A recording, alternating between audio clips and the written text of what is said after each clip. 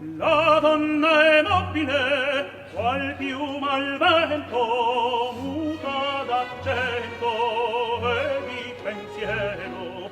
Sempre un amabile, leggiadro viso, in pianto in riso e menzognero. La donna è mobile, qual piuma al vento, muta d'accento di pensier di pensier.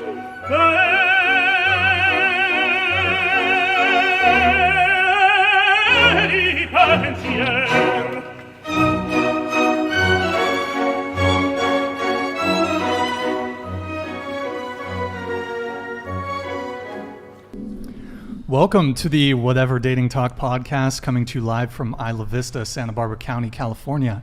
Every Tuesday and Thursday at 7 p.m. Pacific. I'm your host, Brian Atlas. I am not joined by my co-host, Kiki, today because we have a full house, so she had to vacate. So a few quick announcements before the show begins. This channel is viewer-supported, so please consider sending a super chat throughout the show. I will read super chats $10 and up. All super chats will be displayed in Stream Overlay. We've got channel memberships, Patreon, merch. Can you go F11, Eric? Yeah. Nope. Sorry guys. Yeah, fix this though because we can't see it. There you go. So we've got channel memberships, Patreon, merch. All the links are in the description. Eric, if you hit that join button. Yeah, so we've got a couple different tiers. Tier 1, it's there's a promo right now, so it's just $2.50. Tier 2 is $5. We got over 100 plus exclusive members-only videos. So go ahead, check it out, guys. We're also streaming to Twitch right now, twitch.tv/whatever. Go over there and drop us a follow real quick. And if you have a Prime sub available, free, quick, easy way to support the show. Also, please support my nonprofit organization, the American Network Against Labiaplasty, or ANAL for short. We empower women who may feel self-conscious or insecure about their labia. And it's unfortunate, that some women get shamed if they have a large labia. Right, guys? You guys know. Okay, so can we get some hashtag all labia matter in the chat? So if you want to be on the show or help with the show, Eric, if you could just put it over to, thank you. If you want to be on the show or help with the show, DM at whatever on Instagram. We're looking for a talent coordinator. And yeah, so guy or girl, if you want to be on the show, DM at whatever. So we're going to have the guests introduce themselves. So please tell us your name, age, occupation, and or school major. Me? Yeah. Oh, okay. My name's Kiara. I'm 22, and I'm a bartender downtown. I'm Justine. I'm 19, and I'm currently a student at UCSB studying political science. I'm Alana, I'm 18, I work at a boutique, and I'm going to SBCC to study journalism. I'm Megan, I'm 20, and I'm a student at UCSB. What are you studying? Psych and brain sciences. Okay. I'm Asal, I'm 18, and I'm unemployed right now, and I go to SBCC. My major is criminology. Hi, I'm Jay, I'm 19, I go to UCSB, and I'm a sociology major. Hi, I'm Esther. I'm 20, and I'm a psych and brain sciences major at UCSB. Hi, I'm Yukina. I'm 21. My major is art. I'm going to UCSB as well. Okay, sweet. So all the girls' Instagrams are in the description. Show them some love. Give them a follow. So I want to, by the way, do you go to UCSB or did you go to UCSB? I go to UCSB. Okay. Really quick, just show of hands. Who? I think everyone here is at UCSB besides two of you go to CC. Is that who goes to UCSB? Show of hands. Okay, cool.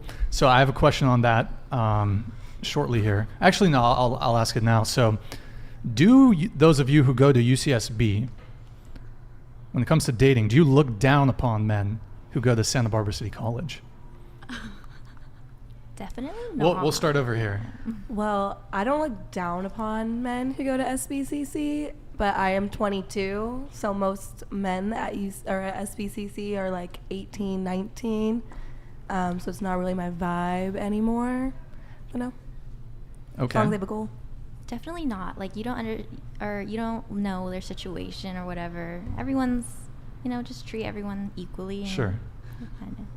You go to SBCC, so actually you can weigh in. I mean, do you know this? Do you prefer the guys at UCSB? You prefer the guys at SBCC? Well, UCSB just started, but a lot of people say to talk to boys that go to UCSB, not the CC, because...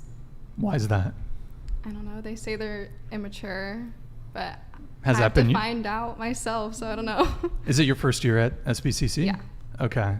So you're still feeling things out? Yeah. Okay. I think there's already plenty of guys at UCSB, so I haven't really had the chance to meet any SBCC people. Sure. But so far, it's good. Okay. I'm also with Alana on this one. Everyone says talk to guys that go to UCSB, but right now I'm okay with SBCC boys, so. So have you two had any bad experiences with any guys at SBCC? With me, I guess like some boys just are a little too in their head at SBCC, just from the ones that I've talked to. Okay. I don't really care. I know a lot of people do. Like, that's kind of a thing that you don't talk to SBCC boys. It's just like, stay away. I don't know. I have no opinion. Okay. Esther? I'm with Kiara on this one. I mean, they're only a year younger than me, but I feel like that's still, they're younger than me. Sure. So not my vibe as well. I never met the SBCC guys yet because I'm a transfer student, and I don't know, let's see. From where are you a transfer student from? From OCC, Orange Coast College. Yeah. But you're an international student, right? Yeah. Mm-hmm. From where? From Japan. Oh, cool. Yes. Cool. So we're going to go around the table again. Current relationship status, longest relationship, and are you on any dating apps? That includes seeking arrangements, by the way, so go ahead. I am currently single. The longest relationship I was in was for 3 years. And I have a few apps downloaded, but I'm hidden right now. That counts. I'm single. My longest relationship, less than a year. I can't even count. And I'm not currently on any dating apps. I was, but not right at this moment. But you were previously on dating Yes. apps. Which ones? Tinder. That's really Just it, just though. Tinder? Just Tinder. Yeah. Christian mingle? No. Not my vibe. Farmers only? Farmers only. That's a good No. one. Go ahead. I'm single. My longest relationship was 6 months, and I'm banned from Tinder. Do you know why? It's because they didn't think I was old enough, and that's because I got it when I was 16. So I wasn't old enough, but now I am. Hold on. You were on Tinder when you were 16. Yes. And you're 19 now? I'm 18. You're 18. Okay. So you got some dudes in trouble or what? Well, I didn't actually hang out with them. It was just fun to swipe. It was just fun to swipe. Yeah. Actually, I want to add something. You know what? We'll go around the table, but I do want to have add a question to the dating app thing. So go ahead. Currently single. I'm not on any apps, and longest relationship was less than a year. Okay. I'm currently single. Wait, so 2 weeks? No, less than a year. So it was a 2 week? No, it was 6 months. Oh, okay, so. go ahead. I'm currently single, but I had a fling, but I wouldn't call it a relationship because it was technically a 30-day free trial. So, yeah. Felt that. Wait, it was a 30-day free trial? Yeah, because it didn't pass the month. So that was your longest? Yeah. Less than 30 days? Yeah. Okay. Cool. Oh, did you say any dating apps? No dating apps. No. You've never been on one or? No, absolutely not. Seeking arrangements? None recently. Well, hold on. So you were on seeking arrangements? No. What? Huh? No, I wasn't, sorry. Word. Okay, go ahead.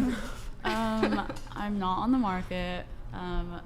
So you have a partner? Yeah. Okay. That's all. What was the question? Next question? Longest relationship, and are you, well, if you're currently in a relationship, I don't suspect that you're on any dating apps, but No. you could answer that. Were you on any dating apps in the past? No, not really, no. I like had it, but it was always private. I just like was Private there. on the dating apps? Yeah, like you can like switch it off. Is that how you met your current boyfriend? No. Okay. And you said your longest relationship was? Like all together. So like, was it on again, off again? Yeah, like on like 2 weeks. Wait, hold on. All together, like Whoa, 8 whoa, whoa. months. Oh, okay. Yeah. Wait. So your longest, so you guys broke up every fortnight. Every 14 days you guys would break up is what you're saying, or? So the longest you've ever had was 2 weeks. No, there's like other people, but I don't say I dated them, but they say they dated me, so I don't count. What? You're gonna, okay, you gotta explain that one a little bit.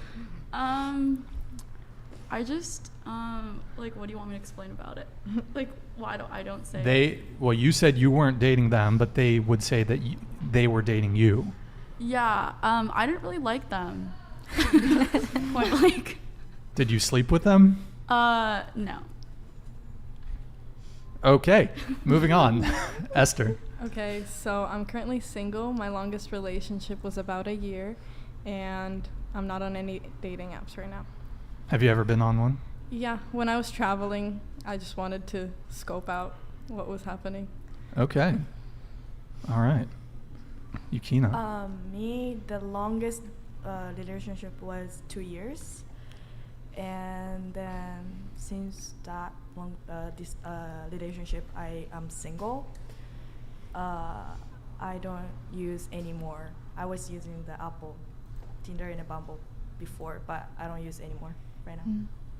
Okay, cool.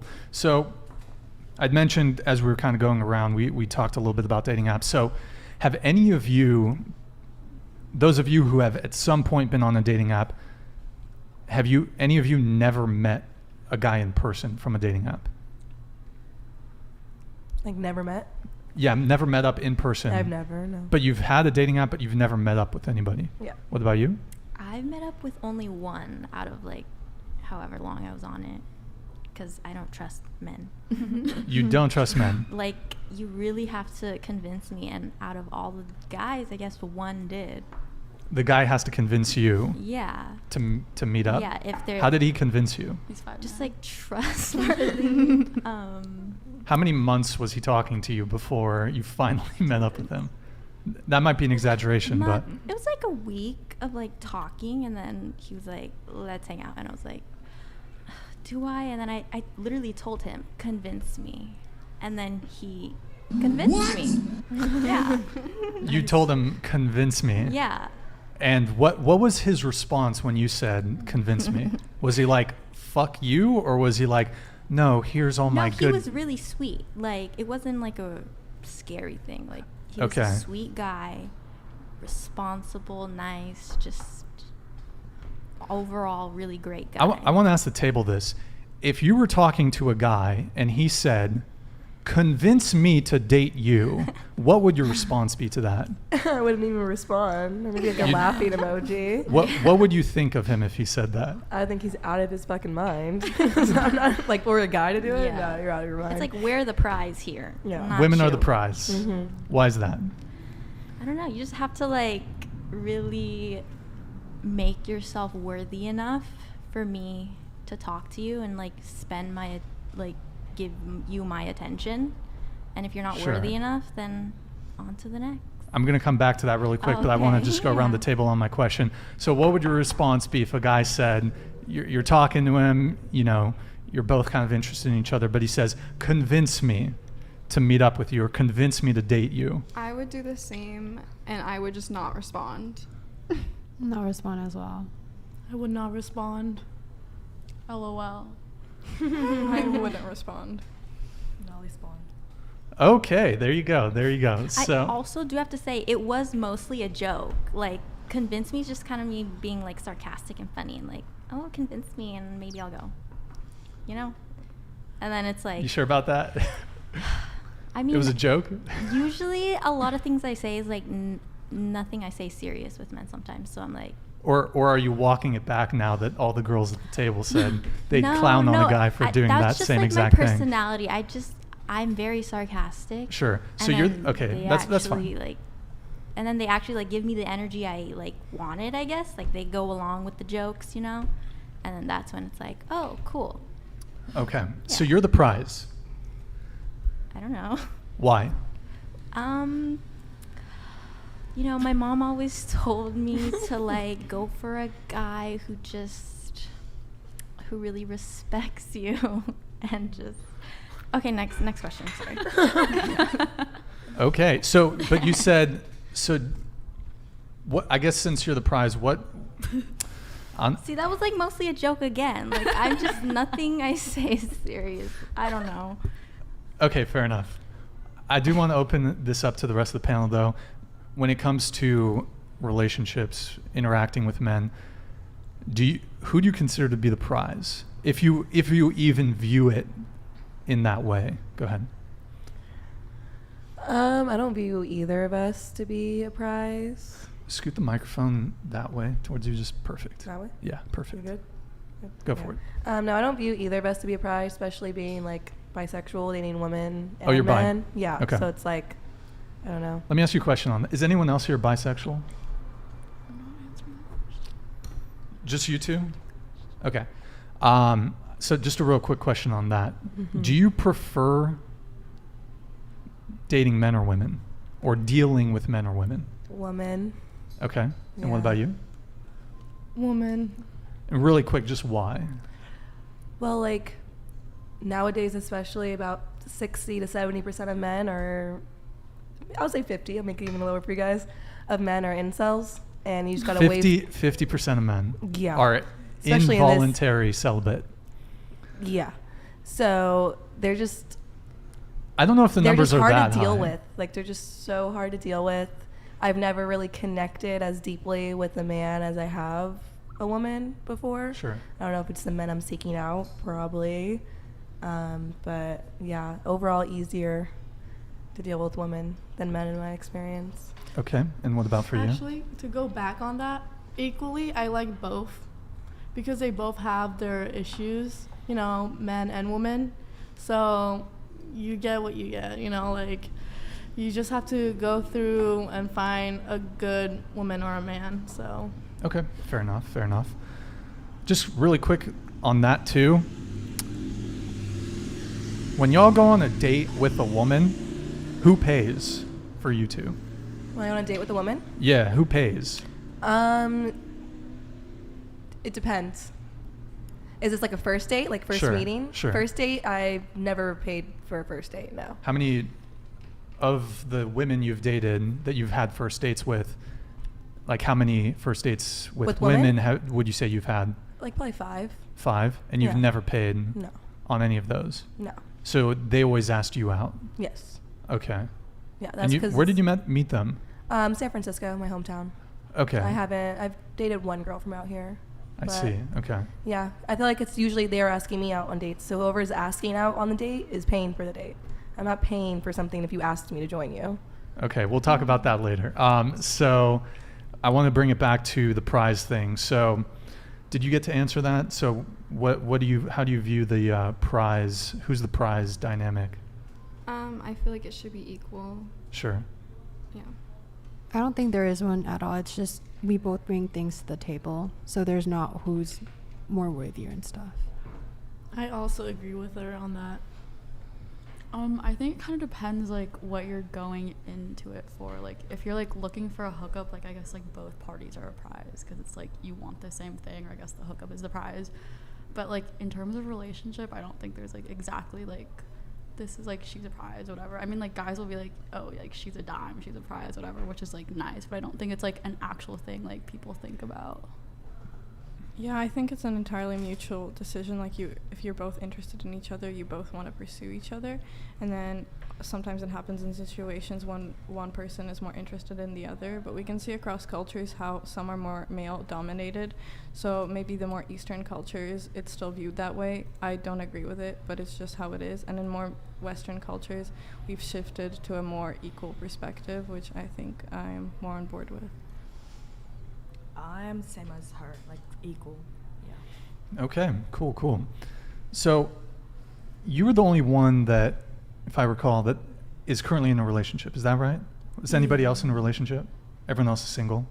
Okay, all the single ladies. So a lot of you said you were single. I feel like this term single, it's a very vague term. So, especially in 2022. So I'm curious. When's the last time that you've hooked up with somebody? What day is it today? Thursday? Tuesday. Or Tuesday? Wait, yes. Like 4 days ago? 4 days ago? 5 Okay. days?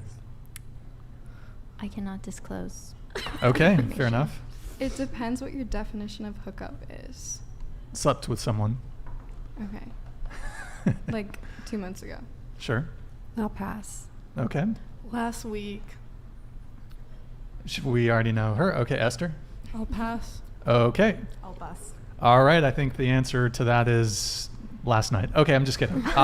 So I want to, this is kind of like the last one before I get into some of the more specific topics for tonight. We have a couple video reactions too. So hold on guys, let me pull this up here really quick. So before I get into the questions, is there anything dating related that you want to get off your chest? So just to give you guys a couple prompts, maybe you recently had a bad date experience, men are pissing you off in some way, or I guess for you two, women are also pissing you off in some way. There's a trend in dating that annoys you, frustration when it comes to dealing with men. Anything you just want to get off your chest, dating related, go ahead. Well, I don't know. I don't even know how to sum it up. But like, if somebody has a conversation with you about what they want with you, be it something exclusive or not exclusive, don't be mad if you try to change their mind and it doesn't work. Does that make sense? Yeah. Sort of. So like if I tell you we're hooking up and we're not going to date, don't try your hardest. So we're going to date because I'm not going to change my mind. We're not going to date. Oh, so this is you. Oh, yes. That okay. She belongs to the street. Just kidding. I'm just kidding. But so you're not looking for anything serious? Not right now, no. I'm 22. I bartend downtown. You're lying to yourself if you think you're going to have a serious relationship while you're partying in IV or partying downtown over here, in my opinion, from what I've seen. At some point in the future, do you want a serious relationship, you think, or? I don't know, maybe. Maybe? I like being alone right now. Okay. Do you want kids? Maybe. Maybe. Okay, fair enough.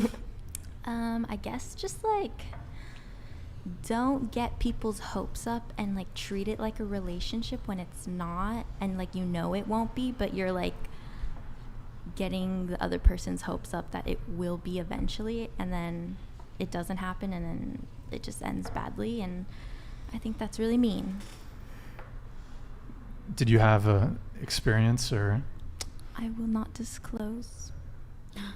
Was it you doing that, or was it the guy doing that? I just think it's like a universal experience for a lot of people.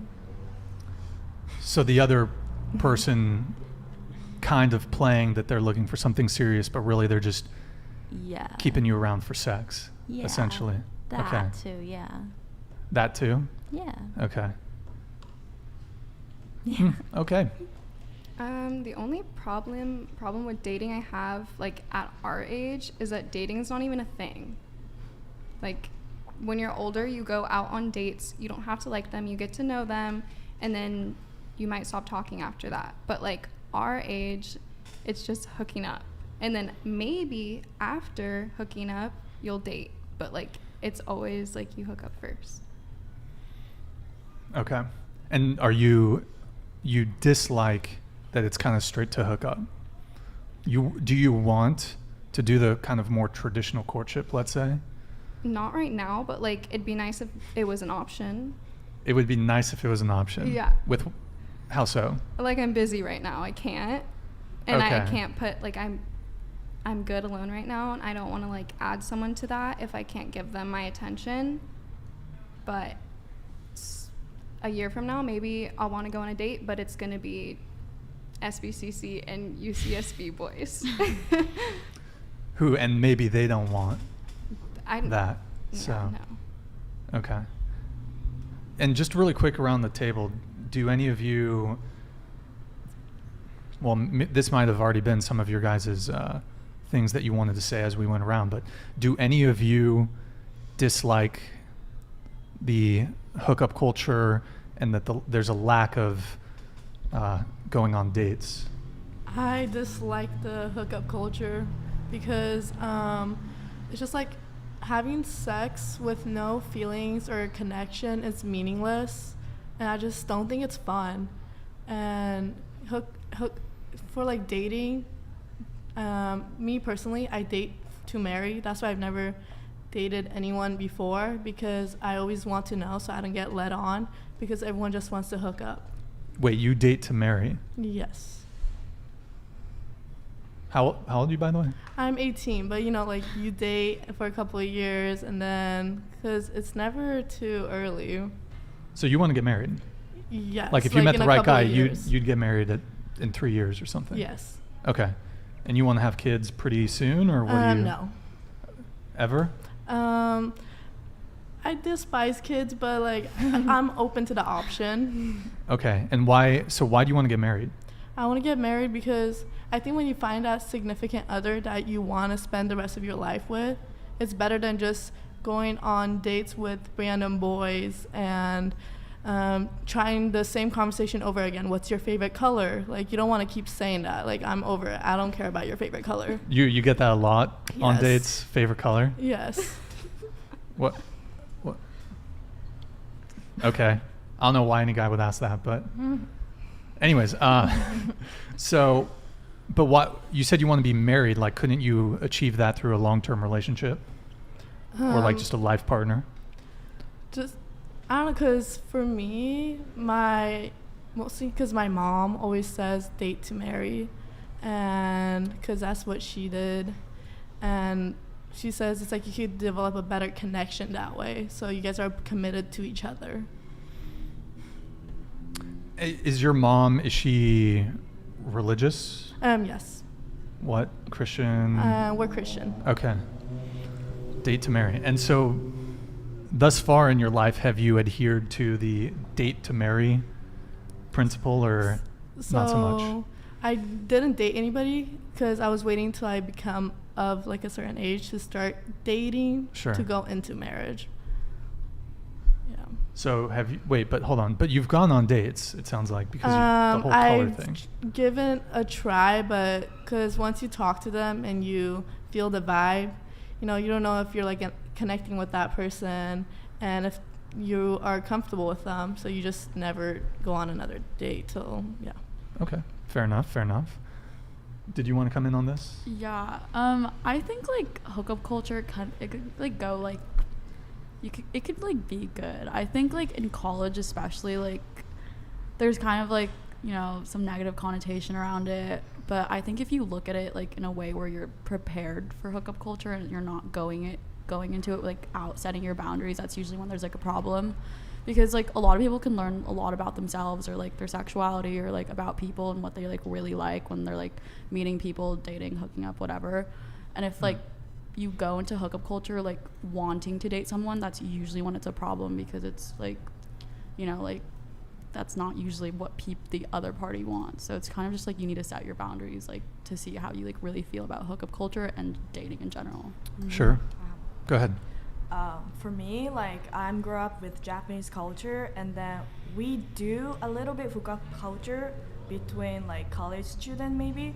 I never been to college in Japan, so I cannot say like yes or not. But like hookup, I'm tired of hookup culture because like a lot of guys asking me like are you Asian, and then like they just want to fuck me like on Tinder, like on the Bumble or on the Instagram, they just want to fuck me, and then they just ask me like, you want to come over at night always, even if I want to date with this guy, but he just want to fuck me because I'm Japanese. And then Japanese culture has more like porn or something, like guys think about Wait. yeah, it's so stupid. Like I'm tired of it. There's definitely guys who have like fetishes for Asian women, but I would suspect if you ask the rest of the panel, I think guys just want to fuck, period. True. I don't know if it has so much to do with you being Japanese, but you are right. Guys just, especially on the dating apps, they kind of just want to come over, let's fuck. Anyways, okay, so did you want to come in, or? Well, like, because the hookup culture here is definitely strong. It's strong in any college town, but it's just strong anywhere coming to this age where a lot of you guys are just, first year or second year out of high school, where it was more taboo to talk about. But it's like, you just have to, like, yeah, there's a lot of guys out there, that's all they want to do. But then there's also a bunch of guys out there who probably would like to take you on a few dates and get drinks and do that. So you just have to, like sort them out too. It's like I said earlier, it's the guys you're attracting or approaching. And then also, like, one last thing what Asal said earlier about dating to marry.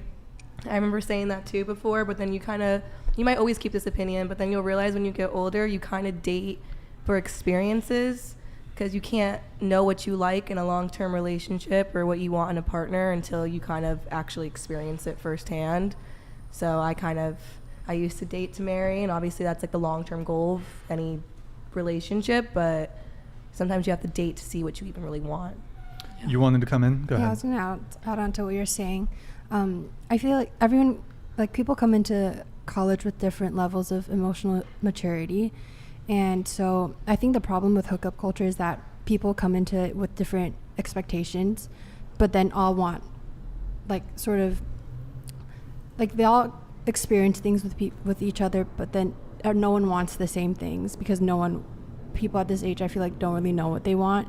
So some people come and just say, oh, I want to hook up, but then this other person might think, oh, like, I might want to hook up, but then through that learn that, oh, they actually want to date, but during that process someone gets hurt. So that's like the issue, where people don't really know what they want, but through the, like, under the, I don't know, the claim of, oh, I just want to experience things, realize that, oh, that's actually not what I want at all.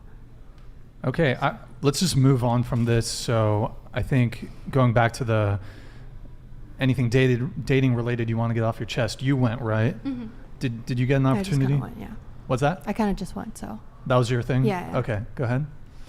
Sorry, what was the question again? So yeah, it's just kind of going back a couple little things. So is there anything dating related you want to get off your chest? So maybe you recently had a bad date, men are pissing you off in some way, there's a trend in dating that annoys you, or women are pissing you off in some way since you're bi?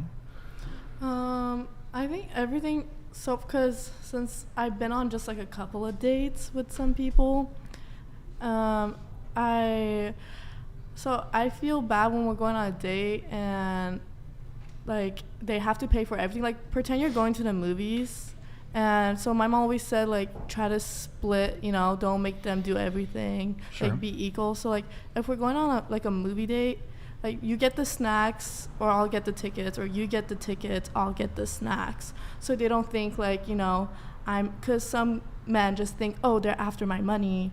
So I just don't want them to think that. So your issue with dating is it's just like you're frustrated that you have to split, or what do you mean? I'm frustrated that, like, just like if you don't offer to, like, split, they assume that you're a gold digger. The men are assuming if the woman doesn't offer to split. Yeah. That's been your experience? Yes. I don't know if guys are. I think it's nice for a woman to offer to split, but I think women should pay for men. Actually, no, I'm kidding. Never. No, you would no. If we're in a relationship, sure, like, you might get the tickets, get popcorn, but no.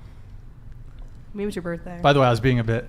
Women should not pay for the guy, but I think paying for your own check, I think, is the go-to move. But you disagree, so why is that? Pay my own check? Yeah, so you go on a date, let's say you go for dinner. And we split checks. Yeah, whatever. You get wings and he gets a hamburger. He pays for the burger. You pay for the wings. That will never. Either it's gonna be, if we're in a relationship. If it's the first date, I told you I'm not paying for a first date. But if we're in a relationship, even if you then ask, which apparently you've never done. If I ask for what, to split the check? No, if you ask the guy or the girl out on the date, which apparently you've never done. Yeah, if I ask them, then sure. But you I don't. I don't Sure. see that happening. Okay, so whoever should pay is what you. Yes, but like if me, my boyfriend, girlfriend, whatever, we just want to go out and get some ice cream, whatever. Yeah, maybe I'll pay for the ice cream. No Maybe problem. you'll pay. But like that's not a problem for me. But like a sit down, like it's our anniversary or something. No, I'm not paying for that. Anniversary, the guy should pay. What about Valentine's Day? What do you expect on Valentine's Day? I always give a gift on Valentine's Day. What's the gift? It depends on the person. I don't know. Okay. Is it an actual gift or is it just? No, we got actual gifts. Okay. Yeah. Some girls are gonna be like, I'm gonna fuck you on Valentine's Day. I'm Yeah, like, that's your gift. okay. No. That's your gift? Okay. No, I remember like Okay. last time my ex, I think I got him like 2 new PlayStation controllers or something and Okay. like some V-Bucks. I don't even know what the hell they were doing back then. V-Bucks. Yeah. Okay. That tells you how my last relationship went. Just Okay, so he played video games. Wow, Yeah. there's a lot of stuff I want to touch on there. So, but the guy should pay. Let's go around the table on this. Who should pay on the first date? I mean, if the guy asked me out on a date, Sure. I would expect them to pay, but I would also offer all the time. Like every time, I've always been like, oh, I can also like pay for my thing. Like, the offer's always gonna be there for me. Like I'm always gonna offer, and then they'll either say like sure or like no, I got it. So you would overtly offer. Yeah. Okay. So. And then if they like take me up on that offer, I would be a little bit like, oh, okay. But usually they don't. So. Wait, so what? You offer, the guy's Uh-huh. like, sure, okay, cool. And I'll just. And you'll feel a certain type of way about that. I'll just be like, oh, like you asked me on this day and you're not gonna. It's fine though. It's fine though. I like understand people's situations. Sure. Where they like might not be able to pay, which is understandable. So would you? And you said you might. Would that be something that's going on in your head, like a thought process, or you would actually be like, hold on, it was. You would tell him, hey, I was kind of just. It was a polite gesture. I wouldn't like. I don't them. actually want to pay. I mean, I wouldn't tell them that. But Okay. in my head, I'll be in your like, head, you'd be like, negative. So negative. Yeah. Point off. Like. Point off. Okay. Alana? I think that if he asks me out, then he should pay, and if I like make the plans, then I should pay. Okay. I think it's kind of like for the first date, if the guy asks, the guy should pay, but then usually that will, depending on how that goes, if it goes well, and then I'll ask, oh, this actually went really well, I really look forward to seeing you again, and then I'll like, something else would happen, and then I would pay for that one. So I think it's kind of a back and forth thing, because splitting, I don't know, I feel a little bit awkward like splitting a check or something the first date. So I'd much rather if the other person covered the first one, I'll just do the second one. What if there isn't going to be a second date? You're just not interested. Hmm. Are you going to split then, or? I kind of use it as like a sign. So if like I didn't really like it, I'll say, oh, I'm down to just splitting it, and then that's kind of a sign of, oh, there's going to be no second date. Sure. For me, it would be, so if you're going out to, if a guy asks you out to dinner and he does pay for the dinner, the whole thing, when we go get dessert, I'll be like, dessert is on me. Or like, You're so romantic. I am a hopeless romantic, sadly. But I would be like, dessert is on me. And I personally know some people might be going through some situations. So when, like, going back to the movies thing, like, if you are paying for my tickets, I'll be like, yes, I got the snacks, and then maybe dinner after the movie. I don't know, like, if he gets the dinner and then we go get dessert. So everything just like, that's just how I personally feel. But. With first dates, I feel like you're not usually going on like these really elaborate dates. At least for me, like most of the ones I've gone to, it's like you're getting ice cream or you're gonna get like froyo or boba or something.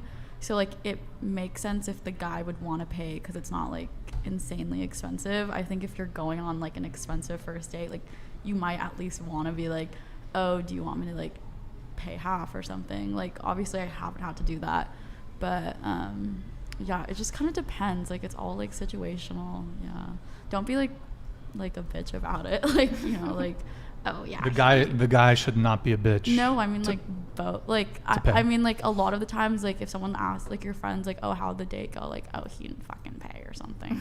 Like, have you had that conversation before? No. Okay. No. Okay. Like, I don't know, if like you like him enough or something, like from the first date, and like you went halfsies or something, like, okay. Like, and if you didn't like him from the first date and he didn't pay, then don't talk to him. Like, I don't really know. Sure. Esther? I would say whoever's asking the other person out has the responsibility of paying. Whether, like, if I'm asking someone out, then I'll obviously pay, and then if they ask me out, then I'll pay. But also the splitting the check is awkward. Like, you know, you have to tell the waiter whatever. Wait, Esther, can you do a posture check? Just your face is getting blocked by the microphone, so we want to just see your face, but go ahead. Yeah, and I won't do the splitting the check just because of the awkward interaction. So I'll try to get something after, like ice cream, or like, yeah, pay them back in another way. Like, sure. Yeah. Me, I want guy to pay, honestly. But like I want to respect him too. So sometimes I ask him like, should I pay? Like, you know, like should we like split the bill? But to be honest, after finish the dating, I feel better when guys pay for me because, yeah, I don't know, he looks, I don't know, just, this is maybe Asian culture, the guys more have a power, and then I feel like, I don't know, when guys pay, it looks more cool. I don't know, it's a really bad way to say, but yeah, I personally want guy to pay. You want the guy to pay? Mm-hmm. Okay. So, really quick, would it be if the guy said that he asked you out on the date, the end of the date comes, you were otherwise having a good time, but the guy at the end says, hey, let's split the check. Is it a wrap? Really quick, just yes or no? Yes. No. Yes. Yes. No. No. Yes. Yes. Okay. So my next question is then, have you ever asked a guy out on a date? No. No. No. Yes. You have? Yeah. How many times? 2 times. 2 times? 2 times. Okay. Yeah. Would you say that you've been asked out more than you've asked out? Yeah, I've been asked out more. Sure. Yeah. For me, I prefer for the guy to ask me out, but I if I do really like somebody and they are afraid to make the first move, but there's like a whole vibe, I'll make the move to ask them out. So you've asked out a guy before? Yes. Yeah. Okay. Esther? I feel like only in a relationship, like, you know, like you're with Oh, a I'm talking about boyfriend. like No. first date. No. It depends on his personality, honestly. If he's really shy, I'm just gonna ask him. So you've done it before? Yeah. Okay. But more often than not, would you say that the men they're asking you out on the first date? It's better to like the guy ask me first. Okay. Yeah. But of all the times that you've been asked out, or you've gone on a first date, or you've met up with someone, would you say more often than not it was the guy initiating that? The guy first. The guy first. Yes. Okay, got it. So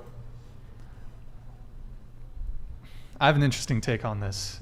A take that probably you guys are free to disagree with me on this, but here goes. So I think you should split. I think you should split the check. Obviously that tanks my chances. No, I'm kidding. But I think you should split, and here's why. Because when you're going on a first date with someone, the likelihood that that's going to go anywhere is so greatly diminished in 2022 because people have so many more options. Back in the day, before social media, before dating apps, and even you can go even further back in history, say in the 1950s when sort of these traditional gender roles played out a bit more. if you went on a date with someone in the 1950s, your first ever date with a woman, that might be the woman you spend the rest of your life with. I mean, I've been on probably over 100 dates in my life. I'm sure you guys have been on a fair amount of dates. I know you guys are in the college zone, so it sounded like some of you haven't gone on like super proper dates, but so there's that thing. And also as far as like who should pay, so I mean, if your answer is whoever asks, men de facto are the askers. So if your answer is whoever asks should pay, your answer might as well be men should pay. So I guess also the other thing is that the other issue I have with it is because people are dating so many people, the guy paying for the date is him adhering to his traditional gender role. But don't hate me, guys.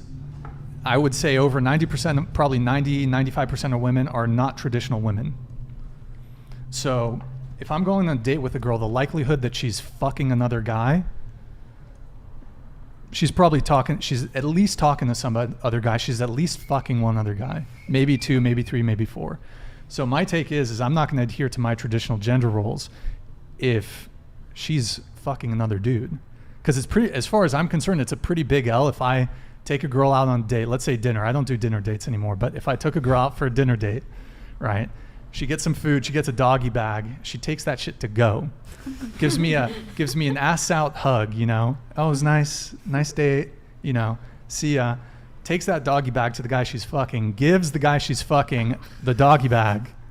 He eats the food, then fucks her. I would have an issue with that. So it's just like all the traditional gender roles have kind of been thrown out. So yeah, I'm not going to adhere to and I advise men to do this too. I'm not going to adhere to my traditional gender roles with women who are not traditional. Newsflash, 90% of women are not traditional women. That's a large number. That's a very large number, I think you just said. You think it's more women are traditional?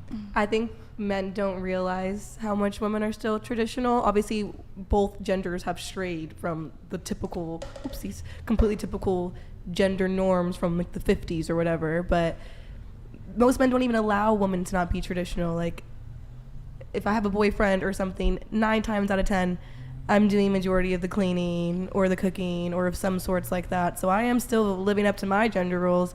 So if on a first date you ask me out somewhere and you can't afford the full bill, you're obviously either living out of your means or something's going on. You shouldn't be asking me out on a date. So it's like a off first impression to me. Okay, so you consider yourself traditional? In some senses, no. Like, I wouldn't mind if I did have kids. I wouldn't mind staying home and being with my kids and never going to work. He pays for I'm not going to complain if you had a partner who could, if that could work. But if I have to go to sure. work, that's no problem with me. I wouldn't mind working either. Fair enough. Whatever works for our household. I know they're probably chewing me up. It's fine. Okay, cool. So do any of, I saw a couple grimaces when I was giving my take. Do any of you want to come in and respond? Yeah, I wanted to say what you were saying. I think you were inconsistent in your answer or like your comment because you said that the men are traditionally the ones who are going to ask the woman out. So yes. That's the tradition you're willing to keep, but then the paying you're not willing to keep because you said that men adhere to that. So like, what's the inconsistency? And also I wanted to add that your point is correct about people meeting more like people now. Our circles are bigger because of social media, of dating apps. This has been proven by like so many like research articles, everything. There's a whole book about it. But that means like we're not willing to settle. So I guess it's like, are you willing to go past the first date to see, oh, is this my type of person? Or do we move on immediately because the circle is so big? So that's just my take on it. So to answer your first thing, you're saying that something about how men have to initiate? That's what you said. You're like, men traditionally initiate. Yes. So when you girls are assuming that who invites you, men are traditionally going to initiate. So, yes. But then the men aren't traditionally going to pay. So I'm just really confused, like the notion of traditional roles here. Like you're unwilling to follow one, but willing to follow the other, which is totally fine. I don't really get it. Just so I understand. So you're saying that I'm acknowledging that men initiate, but how can I simultaneously, how do I reconcile that the bill should be split on the first date? I feel like Am I understanding you properly? kind of. Well, I guess my question is like, you're willing to follow one rule, it seems like, which is okay, and not the other, which is totally Sure. cool as well. Well, so I would say this, and I didn't really give my take on this, but I would be 100% in favor of women initiating. But the fact of the matter is that women don't have to, and women, quite frankly, don't. It's broadly speaking, most men's experience, I would say almost all men's experience, even really top tier men, that they're going to have to initiate. If men don't initiate, like, we don't really get hit on in the same frequency that women get hit on. Like, most of you have probably been approached at a party, a bar or a club, maybe a couple times in the night. I mean, you're a bartender. You probably got 10 guys in the night trying to talk to you, whatever it may be.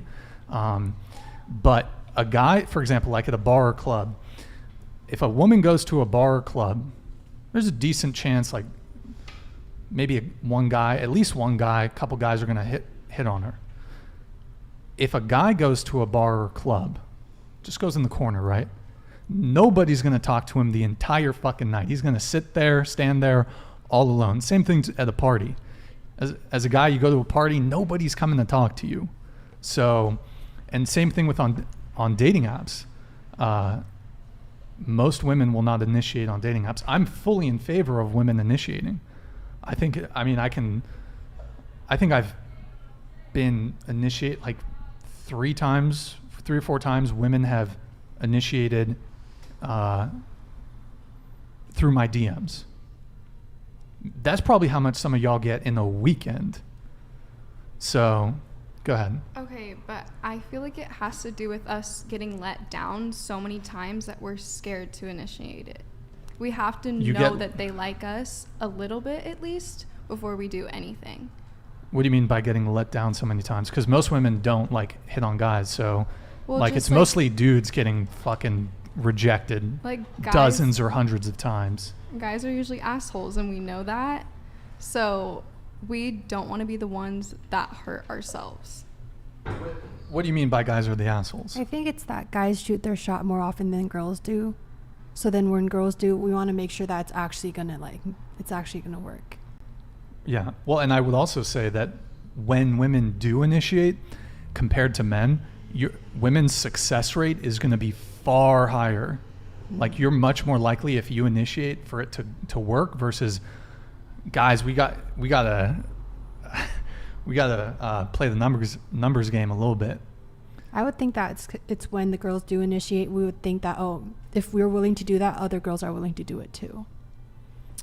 Sure. Because say like this guy must be that worthy that we're willing to go out of our way and like get the courage to actually hit on them. But then if this guy's worthy enough, I'm sure other girls will do that too, and then that feels a little bit scary, I think. Oh, so you're saying that of the guys that you would initiate with, they're so high tier, probably, or they're really attractive, then you're thinking, okay, he's probably getting this from other girls too. Yeah. Or, I mean, even if he's not, like, he still has a lot of options when he's initiating. That's how I feel, yeah. Okay. Mm-hmm. Interesting. So did I adequately address your question there, Esther? Yeah, I see what you're saying. I'm just curious, like, how can we change the traditional dynamic then in all areas, right? Like, if you want to change it in splitting the check, that's cool. And how do we change it to girls asking guys out too, right? Like, if we want to challenge the dynamic, how should we go about that? And I want to add on to what Ilana was saying. I think it's really true.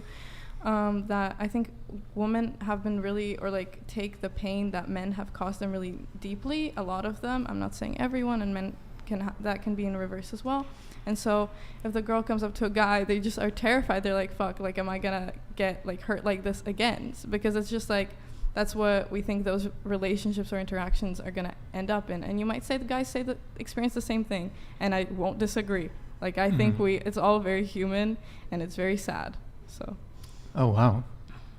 Tell us more. I mean. What do you want to tell us? I think we all just there was recently an article I read. It was very interesting, saying that women. Can you scoot the microphone to your left just a tad? This.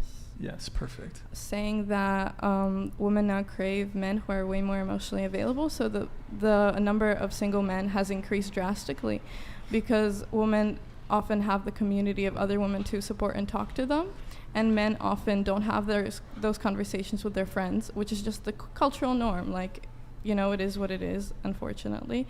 Sure. And so women are not settling for these emotionally unavailable men, but then I don't want to say anything bad about those men because it's really not their fault. Like, it's a lot of the time it's the society and their parents.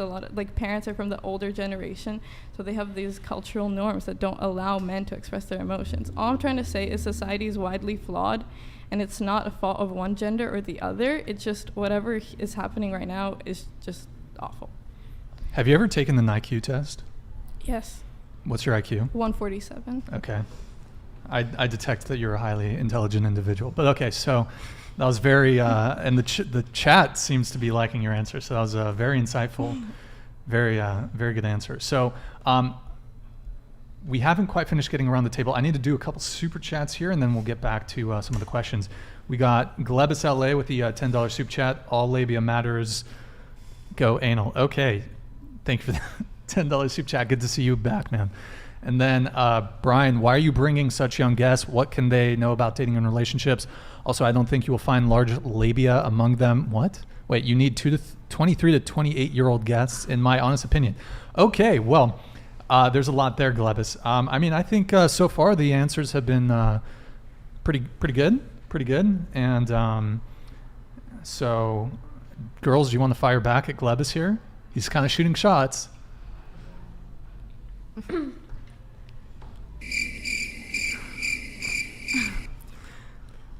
No? Okay. Well, then if he wants to know about that, he should probably tune into like another channel with older guests, I think. Yeah, I mean, you're 22? Yeah. 22? I mean, almost hit his age range. I was like right there. Yeah, you know. Sorry. It's just, you know, the thing is, Glebus is Santa Barbara is a very young town.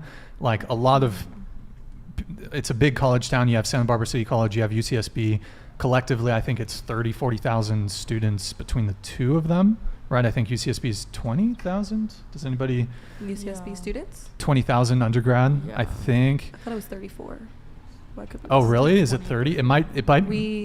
Over the last 5 years, it's been like the biggest Okay. enrollment. Sure. So let's say that there's like 40 or 50,000 Yeah. undergrad students between UCSB and SBCC. So, yeah. And then the thing is Santa Barbara is such an expensive city to live. As soon as people graduate, a lot of people leave because it's very expensive here. I think it's one of the highest cost of living areas in the United States. So, yeah. I mean, I reach out to a lot of 23 to 20, like older women, so to speak, but it is what it is. And then we lastly have Brandon. What's up, man? Good to see you back. Salad City Rebel with the $10 soup chat. Greetings, panel. Brian, good show so far. Shake it up a bit. Girls are surprisingly insightful when asked raw or raunchy questions. Who should get the check is like asking who's going to buy the condoms. All right, Brandon, thank you for that. By the way, we are going to get you on that all stripper show coming up soon with Hensley and the rest of the girls. So, yeah. So thank you, Brandon, for the $10 soup chat, man. Much appreciated. So I want to bring it back. You said something about V-Bucks. So I want to touch on that super quick. V-Bucks, if anyone doesn't know, that's like the digital currency for Fortnite. So you were dating a guy who played Fortnite. Do you guys have an issue? Like, would you date a guy who plays video games? No. I love when somebody has their own hobby. Leave me alone. I can do what I want. You can do what you want. That's fine. It was a bit much, though. Sure. I don't mind. I like video games. Yeah, I suppose it depends, because a guy could just maybe plays an hour a day. That's not so bad. But there are some guys that are heavily into video games. Some are even addicted, 6, 8, 10 hours a day, all day. So I maybe I should be a bit more precise in the question. Let's say a guy who, I mean, some girls might say, even if he plays an hour a day, I'd have an issue with that. So maybe you can give your nuanced take to the question. I feel like it's fine as long as it doesn't take away from our time together. Like, while you're playing video games, I can do my thing, and then we can be together. Have any of you, and I'll add this on to the question, have any of you had a situation where you're kind of seeing a guy and you're coming over and he's kind of almost ignoring you playing video games? Have you ever had that? Yeah. So like a boyfriend, but he's like, he just wants to play games and you're kind of just there. I think everyone has kind of had, okay. So just bring it back to the original question. Go ahead. No, I don't think so. If that was the case, I don't think I'd ever pursue that. Like, that would ever be it. If they were playing video games at all, or just... I mean, like, excessively, like, 6 to 8 hours a day, and then I Sure. go over, and then there's no, like, he's just playing. I don't think that I'd ever be a case of I would even want to be with them at all. Sure. I guess let me phrase it like this. Would it be your preference to date a guy that just doesn't play video games at all? Would that be your overall preference? I don't care enough. Okay. Yeah, it doesn't matter. Okay. I don't care. Yeah, I don't care. Just don't play like 8 hours a day. Okay. I don't really mind. You don't care? As long as like he share our time, Sure. or we can play together sometimes, maybe. There you go. I guess one thing I've heard girls say that do have partners that play video games, if he's playing video games, you know he's not cheating on you. So there is that, right? No. Still cheats. Still cheating. Still cheats, definitely. Okay. But if he's at home playing games, you know, still cheating? A girl could be there while he's playing video games. I guess that's true. I guess that's true. Okay. I mean, as long as they have like ambitions in life, it's fine. If it's like, but if it's like to an extent where they're just like, that's all they're doing, then it's like a problem. But as long as they're ambitious and like have goals in life, and I think it's fine, yeah. Okay. So like, let me ask you guys a question. Let's say he's a Chad gamer, like top tier gamer. He's a gamer, okay? World of Warcraft classic. He's got like 3 level 60s. He's got a mage, a rogue, a warrior. He's the main tank for his guild too. And it's a hardcore raiding guild. So he's like, and he's raiding on each of the characters. So that's like Oh, so he's legit? that's a 3-4 day hardcore Are you talking commitment. about yourself? I don't know. But like 3-4 night commitment, he's playing at least 20-30 hours a week. God. But he's parsing in the top 99th percentile on Warcraft logs. So, and he's got BIS, best in slot. So like fully geared Nax BIS. Like, are you guys going to go for him or what? He's a top parser. If he's a good person, then sure. And if he has like other than like all those great attributes, if he's like also in school or working, that's fine with me. Like, You can't do all that one time. Though. exactly. Like, it's rare to probably have that, I think. Like, he just explained that to us for 1 minute, and we all lost interest Yeah. so quickly. Like, we had no idea what he was talking about. Yeah. Somebody who's like that, how do you have a serious like, you have to be semi into games as well to date somebody like that, or else I'm just going to be sitting there, like, waiting for you to shut up all day. Okay. Also, like on his mage, he's first in line for Atiyesh. See? Oh, Exactly. wow. You see What what are it you means saying? nothing. Like- I'd just pretend to be impressed and be like, Yeah. wow, that. He is first in line for Atiyesh. So Crazy. yeah. I don't even know what game we're talking And about. on right his seriously. on his warrior, he's first in line for Gressel. Wow. That's First in really line cool. out of my Right? You guys. place, too. So maybe Yeah. okay. Anyways, moving on. So Moving he's on. getting laid tonight, yeah. For sure. For sure. Okay, moving on. Do they just score chats? So we never really got to finish the anything dating related you want to get off your chest. I think you answered that one, I think, right? Yeah, so we'll open it up to you. I just think don't take dating so seriously, especially your first year of college. I think like that's like when you're like growing the most, and like you like really need to let that happen, because like you might just get stuck and like lose yourself.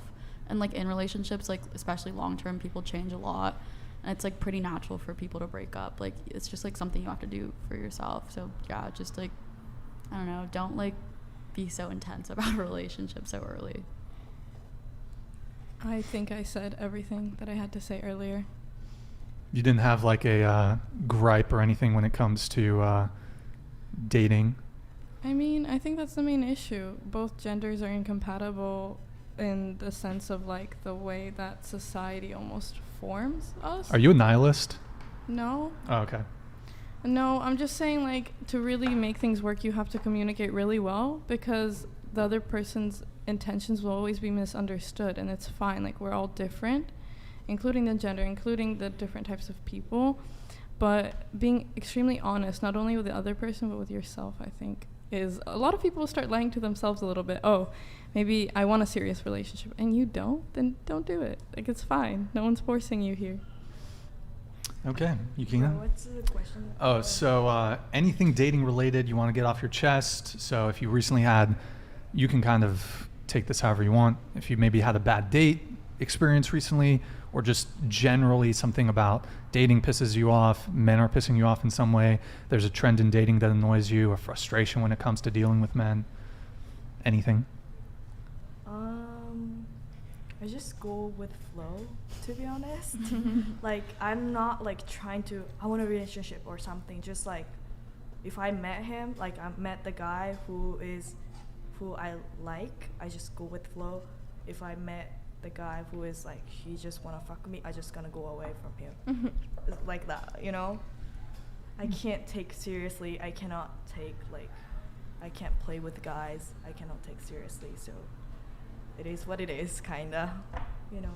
Wait, so your issue is that if guys are just, all they want is sex, basically? Is that, if I'm understanding it correctly? Like, maybe I'm look like, some people say I'm kind of pretty girl, I'm look like pretty girl, so that's why the guys come to me to fuck me. Maybe, I don't know what's going on with me, but I don't know, this is my problem too, maybe. I don't want to fuck any guys like for fun.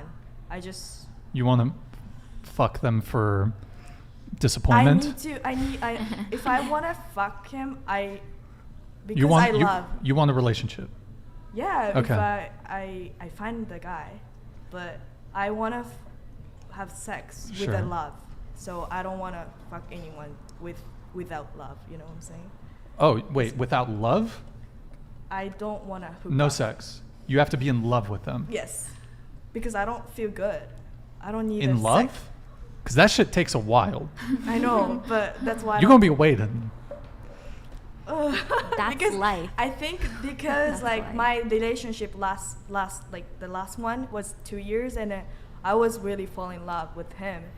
And then I know how I love people, maybe. That's why if I have sex with a random guy, I don't feel good. That's my, I don't know, the like, way I live. Do you feel empty? Like there's no connection. So like, you know. I don't have any connection. You don't enjoy it. Yeah, I can't enjoy, to be honest. It's like after you just feel empty and lonely. Like even if I'm horny, I don't want to do anything. Like I just stay, like I just gonna maybe do some cooking or my hobbies, like and then like I just don't need a like hookup culture for now. Like I'm over it. Like I'm Okay. Wait, so you said you want to wait until love. Yeah. Okay. So I want to go around the table on this really quick. So how long do you think you should wait? Let's say how many dates? I mean, you kind of already answered it, but we'll go around the table. How long do you think you should wait before sleeping with someone? I have a 3-date rule. 3-date rule. Yep. So is that a minimum or a maximum? Minimum? Okay, so you won't sleep with someone before the 3rd 3 date? dates, yes. Okay, but you would, like, 4th or 5th date would be okay too? Yeah. Sure, okay. After the 3rd, it's fine. But, so 2nd date, not happening? No. Okay. What if you know, though? 2nd date, you're like, I like this guy. Is it going to happen? Yeah, maybe if I have about 8 JMO shots. Maybe. Okay. But probably not before that, no. 3-date rule. How long have you had that rule? Since I started. Having sex? Yeah. So you've never had a one night stand? I have not yet. You've never. One of them technically wasn't one night stand, but we were communicating for a year prior. Okay. But A year prior? Like for a year beforehand, but the way our schedules work out, it's hard to meet. Was this the farmers only guy? What? What? No. Wait, so how you'd like just texting, or we met once. Long distance? And then because like he was traveling and I'm Okay. here, so by the second time I met him again. Sure. Yes, but I had already been talking to him for a long time. Got it. If that makes sense. Sure. I think it depends, but the 3-date rule I think is also really smart. 3-day rule is, Yeah. and that's minimum? Yeah. Okay. 3-date rule.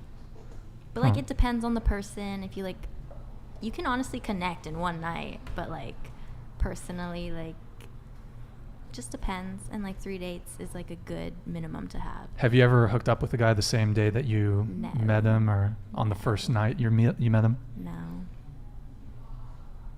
Telling the truth? That's Okay. full truth. Go ahead. I'm fine with the first night with like my age. Like I'm 18, like it's whatever. I'm not like I don't need to wait. And then also it's like chemistry. Like I want to know that there's chemistry, so I much rather know the first night than 3 days down the road. You're talking like if the sex is trash? Yeah. You'd Like- rather get that out of the way sooner? Yeah. Okay. I want to touch on that, but we'll continue going on. I would say a month. Like after a month of getting to know them, I wouldn't like, to me, like dates don't really matter unless dates is just a number, but then I feel like a month is Isn't good that l- also kind of a number?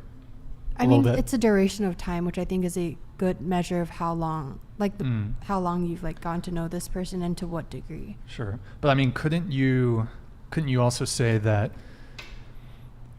you could go on 2 dates in a month or 7 dates in a month? If you're using dates to count, then it would be, I would just say consecutively seeing someone for a month and then on like a higher Okay. frequency. Sure. Yeah. Okay. So I'm with her on that, like waiting at least maybe not a month for me, a couple of months.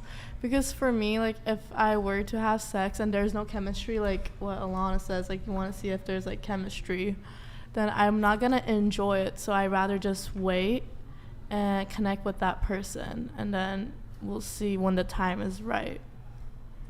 So wait, you want to get the sex out of the way soon? No. I'm saying like I'll wait like a couple of months, like because if Wait, I thought you said you agreed with I agree with the Alana. chemistry thing. Okay, sure. But so when you're talking to somebody, I'd rather talk to them and go and hang out with them and go on dates and see how it is, and if I'm feeling it, because then if I'm not feeling it and I just get the sex out of the way, then I just feel empty. Wait, so you sleep with men that you're not really feeling? No, I wouldn't sleep with like okay, sure. I would wait a couple of months. Okay. I think it depends just like how you've been with sex. Like if you're just not the type of person that like can't just hook up, then like it's probably gonna take like a while, and that's totally fine. I don't think there's a problem with waiting to have sex. But if you just like are into it like that day, I don't think it's like a problem exactly. Like I don't think you should like shame someone for hooking up on like the first night. Like you could totally just like be into them and like want to have sex. Like I don't know, that's like totally normal, I feel like. Sure. Okay. I agree. I think for me personally, it would probably take like a month at least. But again, like if your emotional intuition is telling you like, oh, I really like this person, I want to, or like I'm attracted to them physically, I really don't see why you shouldn't stay safe, obviously. But just trust yourself. Like no one knows your like past history other than you or maybe like your best friends. But it's still up to you to make the decisions, so go for it. For me, Love, right? Yeah, but if I like him, I want to also, of course, I want to have sex with him, and then, but why I don't have sex with a guy who I'm not dating with, because if I have a sex like first day or even if I like him, he's gonna think I'm a slut, or like he's not gonna take seriously about me. That's why I don't want to have sex with him. You know what I'm saying? Like that's Sure. Does it make sense, right? Because like if I really like him and then he got horny and he want to fuck me, but I really want to take it seriously. And then I'm just gonna wait. Maybe, like, I need to more days. Yeah, because like guys just like assume, because if you really like them and they are horny, if you just give it to them, like there's no wrong, like if anybody does it, like no shame, like you do what you want, your body, your choice. Yeah. But it's just guys, most guys think, oh, she's easy, she's a slut. Yes, that's what I'm saying. Like, so like they just like don't think of you as anything more than like if you're just like having sex with them. Yeah. Also, like, I ask the guy if he ask me to have sex, like I just gonna say, I'm not like ready, and then I can maybe trust that guy if he said, okay, I can wait for you. That means like he can. It's a good indicator as to how invested he is. We Yeah, can, so like he likes you and he's willing to wait while you're willing to wait. Yeah, exactly. Yes. Word. The bar is in hell. Word. What's that? The bar is in hell. The bar is in hell. What does that mean? I mean, they're saying it's impressive if you could tell a guy you don't want to have sex and he's like cool with it and understanding. The bar is in hell. Like, Okay. Got it. yeah. Bar is low. The bar is very low. That's what I mean. Yeah. Oh, okay. Yeah. Sorry. Yeah, I see. Well, so, I mean, I certainly agree that if the girl is like wants to wait, it's certainly a good look to be like, hey, that's totally fine. Like, I'm not pressed. We can wait. But what if the guy, let's say the guy has a rule too. Maybe he has a 3-date rule, or maybe a 2-date rule, maybe even a first night rule. And you say no. And he's like, would you take an issue with a guy who, let's say you're hanging out with him and he wants to hook up and you don't, and he's like, okay, well, you can leave. Have any of you, I don't know if any of you have had that, but would you take an issue with a guy hanging out with a guy, he wants to hook up, you don't, that's totally fine, but he says, okay, well, I don't want to hang out with you anymore. Well, yeah, I'm definitely not going to see them anymore. Obviously, yeah. Yeah. Yeah, I wouldn't. Unless it was like planned, then it's like different, but like usually no. Okay. I think that's disrespectful. It's disrespectful for the guy to just say, You can leave. Like, because then you're like, okay, that's all he wanted me for. or maybe like, let's say he's not going about it rude, but he's like, he tries, maybe you guys kiss or make out a little bit, but you're just like, you don't want to go further, right? And he's like, hey, that's fine. Hey, it's getting kind of late. Like, maybe we could wrap it up. So he's kind of like, it's apparent to you that he wanted to hook up and he kind of wants to get on with his night, but he's doing so about as diplomatically as one can go about it. Would you take issue with that? Now that I've reframed it, I don't know if you guys want to come back in or... That's just mean. Still mean. Yeah. It would just make my mind think like, damn, like he's probably poot-hanging it every night, all day, 20. You got to get me out, get the next one in. It just makes you reconsider who you want to have. Nothing wrong with getting around, whatever, but it makes you want to reconsider who you're having sexual relationships with. Right. I feel like it's different if like you guys like were making out and like doing other things and then like it ended, and not like abruptly, but like he was just like, okay, it's getting late, whatever. But if you were like, I don't want to have sex with you, and he was like, okay, leave, that is horrible. Never talk to that man ever again. Sure. I think it's just looking for different things, and there's nothing wrong with that, but just not to waste each other's time, I think is really important. Fair. I think it's good for them to let you know, because if you're not interested in doing anything more than just making out and doing stuff, then like him letting you know is a good thing, so you're not being led on. But I think there's like a nicer manner it could be done than just like saying get out, like kicking you out. Sure. Yeah, I think you just need to like talk about it before you hang out, because I feel like sometimes guys like will try to be like really, really nice and like gentleman-like, so like you feel more inclined to have sex with them.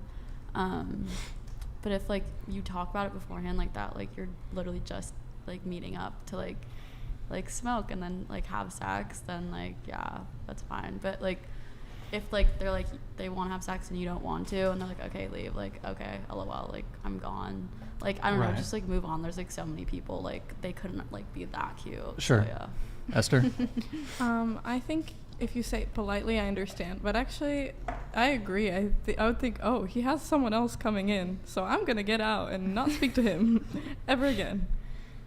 Yeah, that's kind of really disrespectful. So I just gonna leave and then block everything, like shut down from him. Wait, so you think it'd be disrespectful even if he was kind of more diplomatic and polite about asking you to leave, or kind of ending the night, so to speak?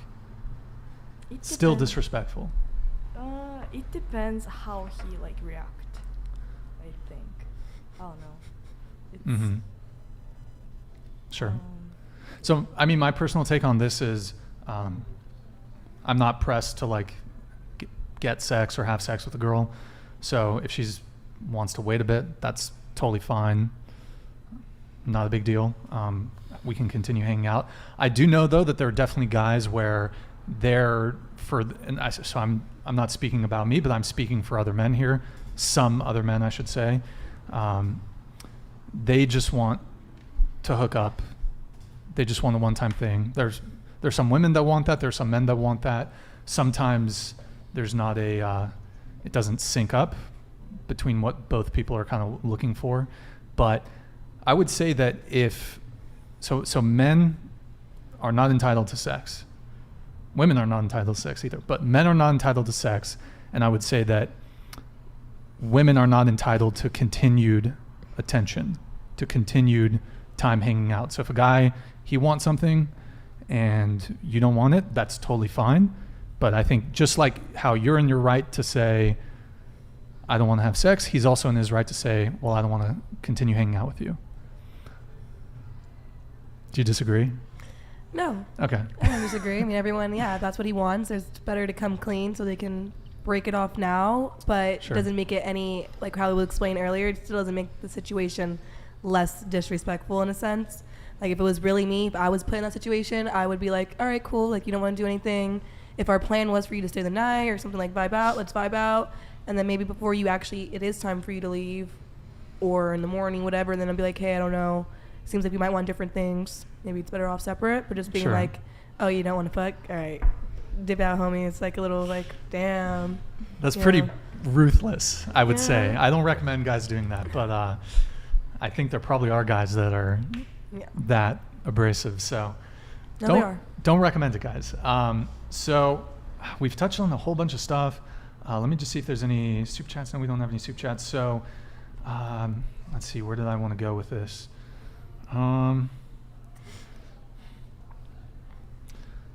We got a chat here from Stifler.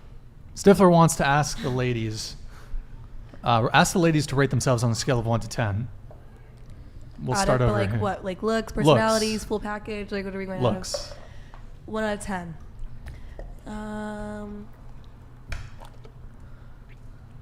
I've never been asked to rate myself before. We're talking like for the area, like all over the whole world. Okay, what? Like you could be a Idaho 10, but like an Right. LA 4. So it's like what? Just give us your California rating. I would guess. say I'm like a California 8. Okay, so you're Nate. Okay. A California 6.5. Just disregard the California thing. Just Oh, okay. your writing thing. Then just a general, we'll round up to 7 average. Wait, so you're? Oh, okay. I see what you did there. Okay, go ahead. 8. Say 7 or an 8. 8. It depends what day it is. Valid. Like, On a good Mondays day. are like 6, Tuesdays like a 10. Like I don't know. Like an 8. I think I have like good. Yeah, like an 8. We'll just end it there. 8. 7, 6. Okay, thank you for that question, Stifler. Logan Paul says, "Please peg me." Okay, I guess I don't think that's the real Logan Paul, but yeah, Logan Paul's kind of a. I don't like Logan Paul. Okay. Does anyone? He's kind of a. Anyways, okay. We got Andrew Tate here in the chat. Romanian women are known for having large labia. Oh, Thank Okay. you for that fact. Okay. I'm flying the brunette to Romania. Pack your bags. Which one, dude? We got a couple. There's a few. I'm not. Yeah. Alana? Are you talking about Alana? Alana, Andrew Tate is inviting you to Romania. Are you? Cool. You taking his invitation? Tate. Private jet? Yeah. Okay, there you go. Let's see here. So, hold on, let me pull this back up. So, you kind of touched on this a bit, Alana, so I want to go around the table on this. If the sex is trash, is it a wrap? You looking at me? Yes. I'm looking at you, yeah. Yes. It's just never going to work. So if the sex is bad, you're not gonna. Are you gonna give him a couple chances? Yeah, we could do a few trial runs, like, you know, if there's still a personality connection there, but if you can't figure it out after a few times, we're probably not meant to bump parts, if you know what I mean. Okay. So. I mean, yeah, like a couple tries, and if it's still not like crazy awesome, then maybe. Hold on, wait. I just need to address something in the chat really quick. Hold on, guys. Where is it? Sorry, guys. One sec here. Sorry, guys. Hold on. Where is it?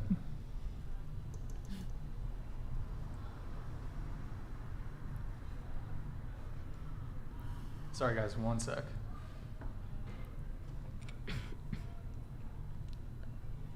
Why is it? Yeah. Okay. XXXXX I need you to tone that down a little bit, man. Sorry, dude, but come on. Anyways, go ahead. Sorry, who was answering? Oh, I was. Yeah, guys, let's keep. We don't have any chat mods at the moment, guys, but yeah, let's. Come on, no. Let's not be too toxic in the chat, okay? Sorry, go ahead. What was the question again? Sorry. So if the sex is trash, is it a wrap? I mean, like, first time it's like common, it's fine, but if it's like a reoccurring thing, then I don't think the person's right for me personally. Yeah, I agree with that because I feel like both people could be shy and, like, I don't know, just doesn't work out the same, so you could try again. Okay. Yeah, chemistry is really important, so I think for the first couple times maybe you can tell, like, you're still trying to get to know each other, but then after, if that's like a continuous pattern, then probably not the best fit. I feel like if you are like if you're sleeping with somebody, like, the first time after, it depends on how long you've been talking to them. If you haven't been talking that much and you guys have sex, yeah, the first time might not be good, but give it another try. But if you've been talking to them for a bit and you guys have both been waiting, then, and if it's bad, then I don't think it's meant to be, because I think there should be that chemistry that you guys both have been building up. I think it, like, depends, like, how they're going into it. If they're like, oh yeah, like, I'm gonna lay hella good pipe, and it's not, you're gonna be like, oh, for real? Like, boom, done. But if, like, I don't know, if, like, you like them and it's just like you guys are, like, nervous the first time, like, maybe, I don't know. I think, like, if they're, like, really, like, legit the first time, it's definitely gonna be like, you're gonna, like, go back and be like, yeah, they were it, like, that was dope. But I don't know, like, it's not like a deal breaker, not really. Esther? Give it a couple of tries, but I think just communicate. A lot of the time, different people like different things. Our bodies are different, so let your partner know, and if you let them know and they're still not up to your standards, then you can let go. For me, it's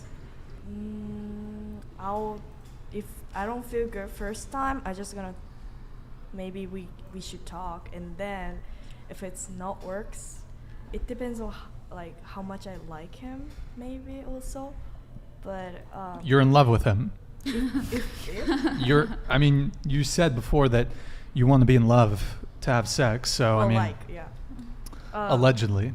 I don't know if because of sex I'm losing like my emotional for him sometimes, maybe, then that's not my guy. Wait, I have a question. Okay, so this is related to Japan. Have you ever been to a host club?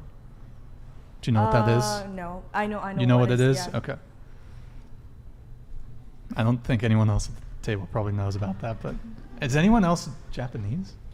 No? Okay. Okay. So you've never been to a host club? No. But you've heard of them, Yeah, right? yeah. It's okay. really like.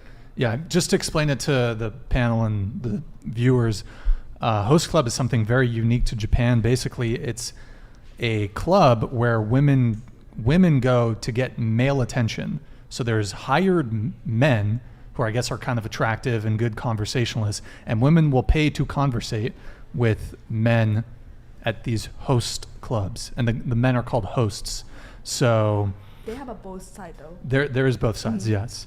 So it's kind of interesting, like how I'm curious why that is something. It might be maybe in other Asian countries, but I think it's really just in Japan where they have that. Oh, in Thailand they have kind of those things too. Okay. Yeah. But it's interesting, like that would never, you don't see that in Western countries. Or, I mean, most other countries you don't see that. So, but from what I heard is that a lot of the women that go to the host clubs, they're actually sex workers themselves, and they're looking for like an emotional connection with anyways, whatever, kind of getting derailed there a little bit. So wow, some of y'all are kind of brutal there. Sex is bad. It's a done deal, right?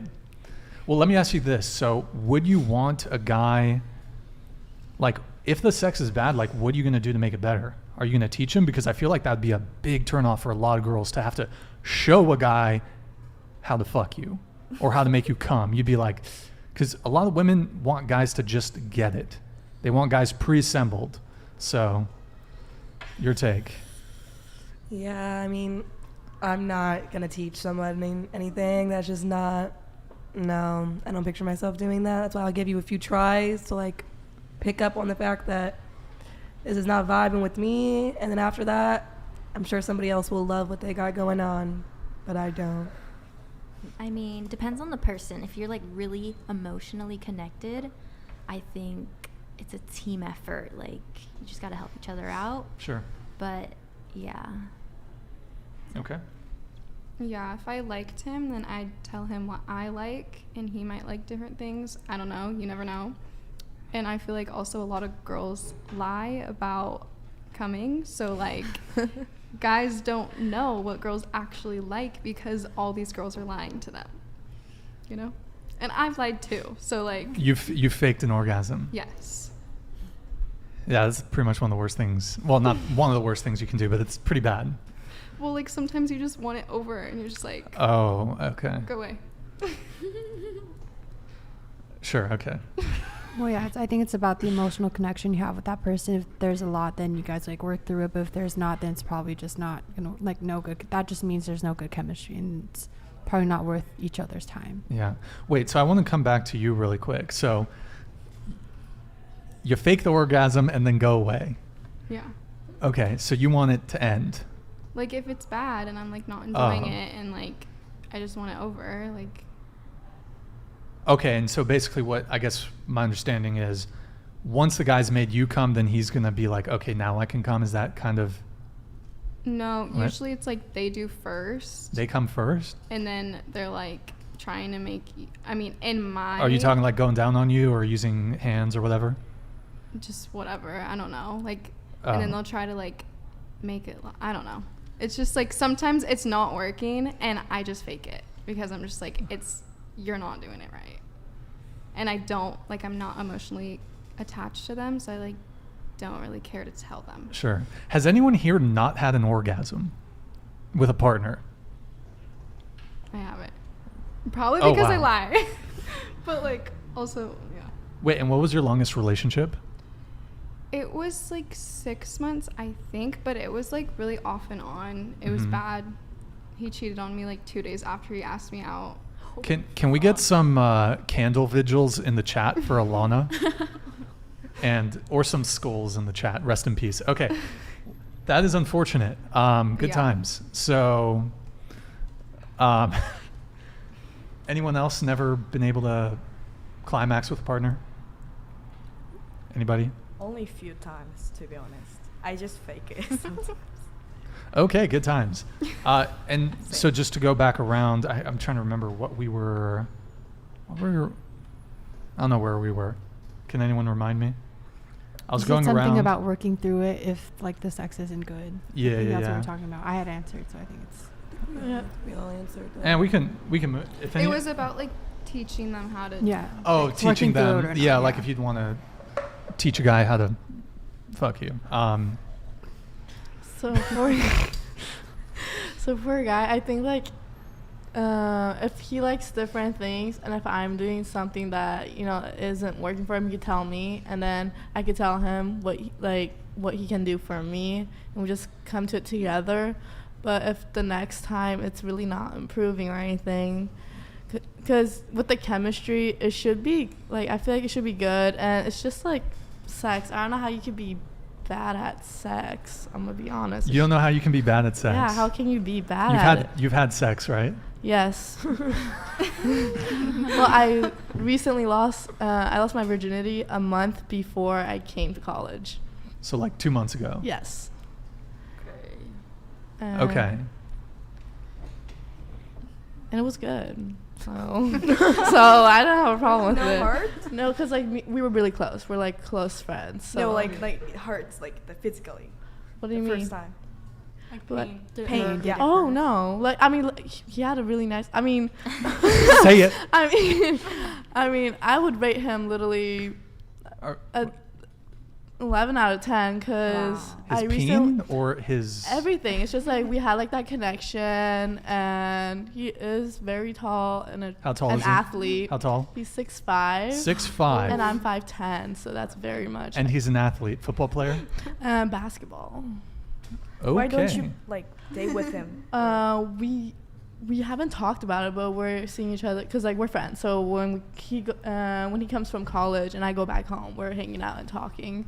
He's also a But- 6'5" athlete, so I mean, why is he gonna commit? But okay. Well, I mean, That's true. I'm just being honest. She's tall. They I'm can a have 5'10" D1 babies. Yeah, I'm a 5'10" athlete, so we could have. But I mean, come on, you're gonna share him. But okay. He's not faithful to you, right?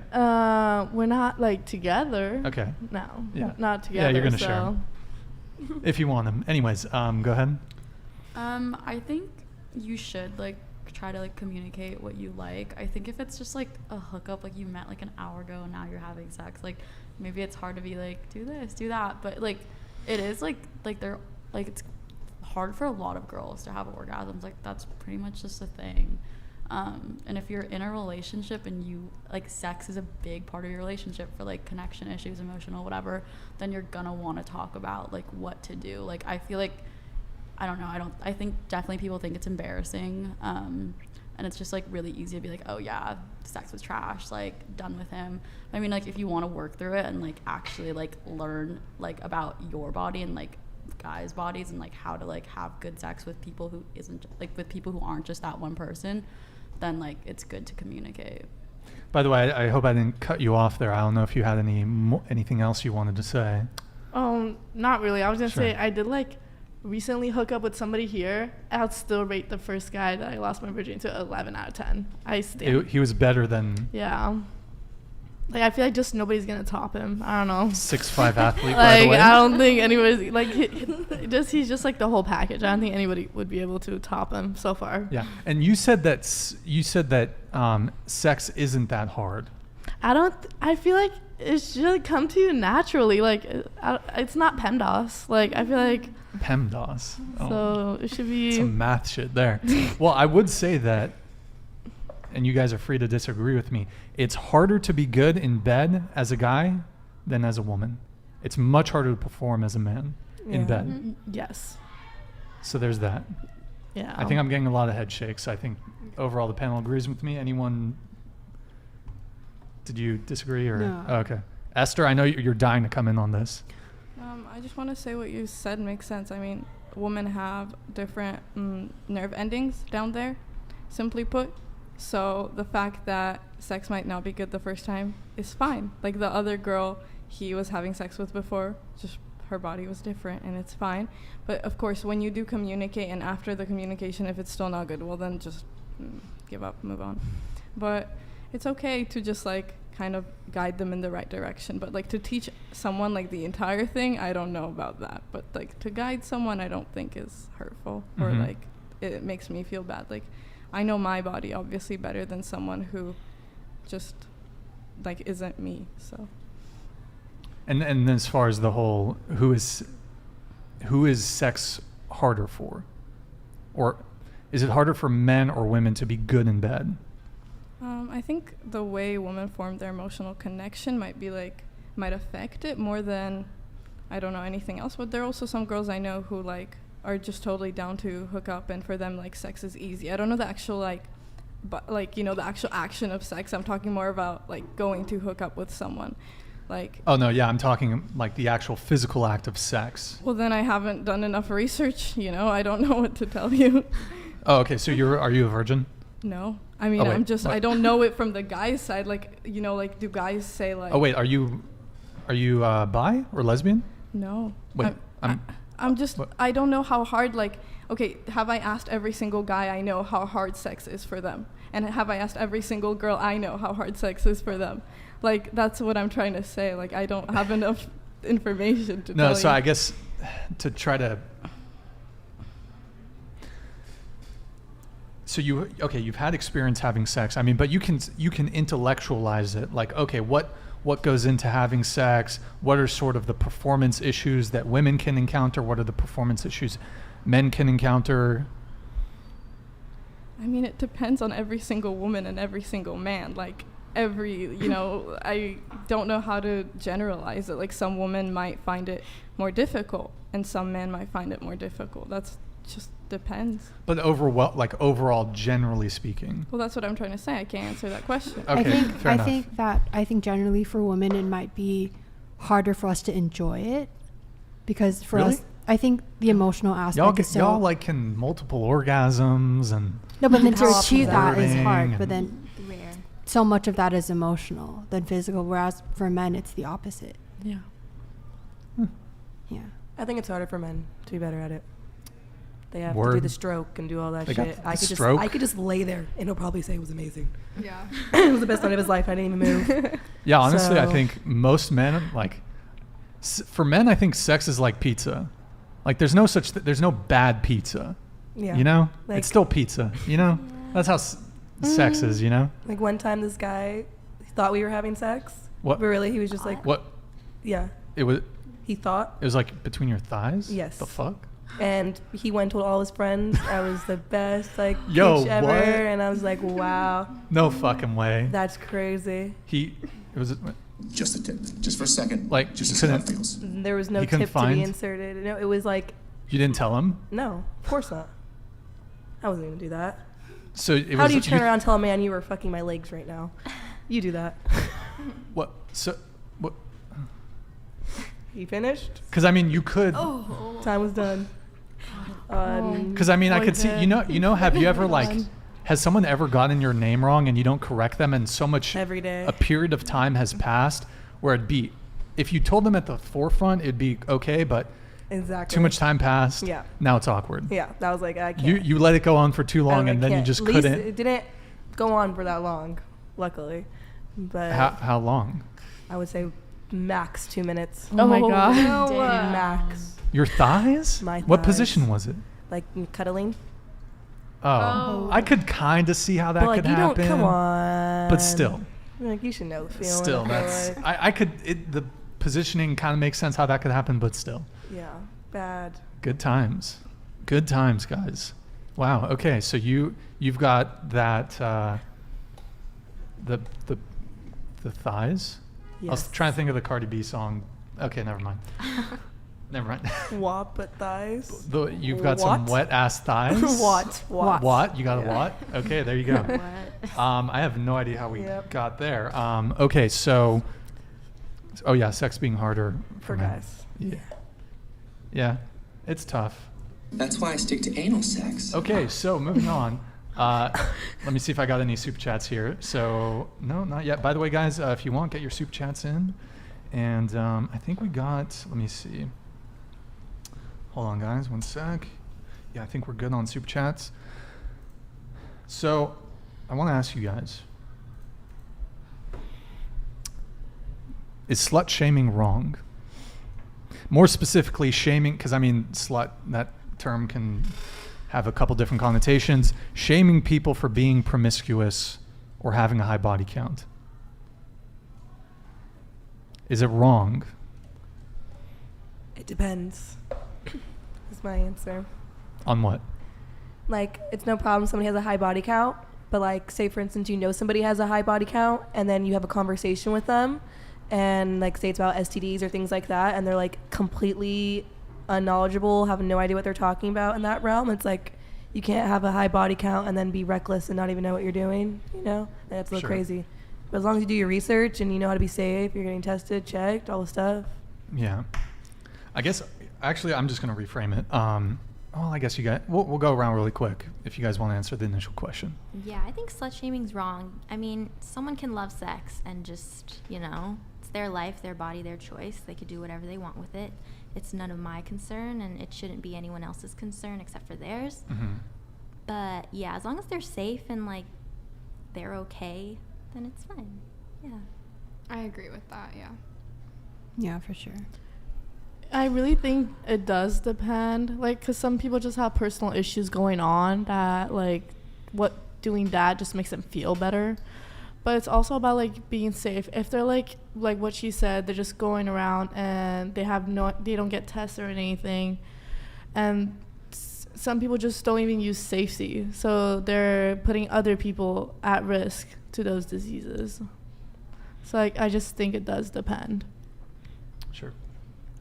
Yeah, I think it's wrong, but I think, like, it's, like, hard. Like, a lot of people are, like, they just, like, go to that. Like, oh, like, even, like, if, like, a guy doesn't want to, like, get with you or something, they'll be like, oh, well, he, like, is so ran through or something. Like, it doesn't matter. Like, I don't know. I think it's just, like, a thing for, like, your own, like, insecurity or, like, confidence. Like, you just, like, just backtrack to that. Like, yeah, like, she's a thought, so, like, doesn't matter, she doesn't want me. I mean, it's wrong, definitely, but I feel like there's, like, definitely, like, more layers to it. Sure.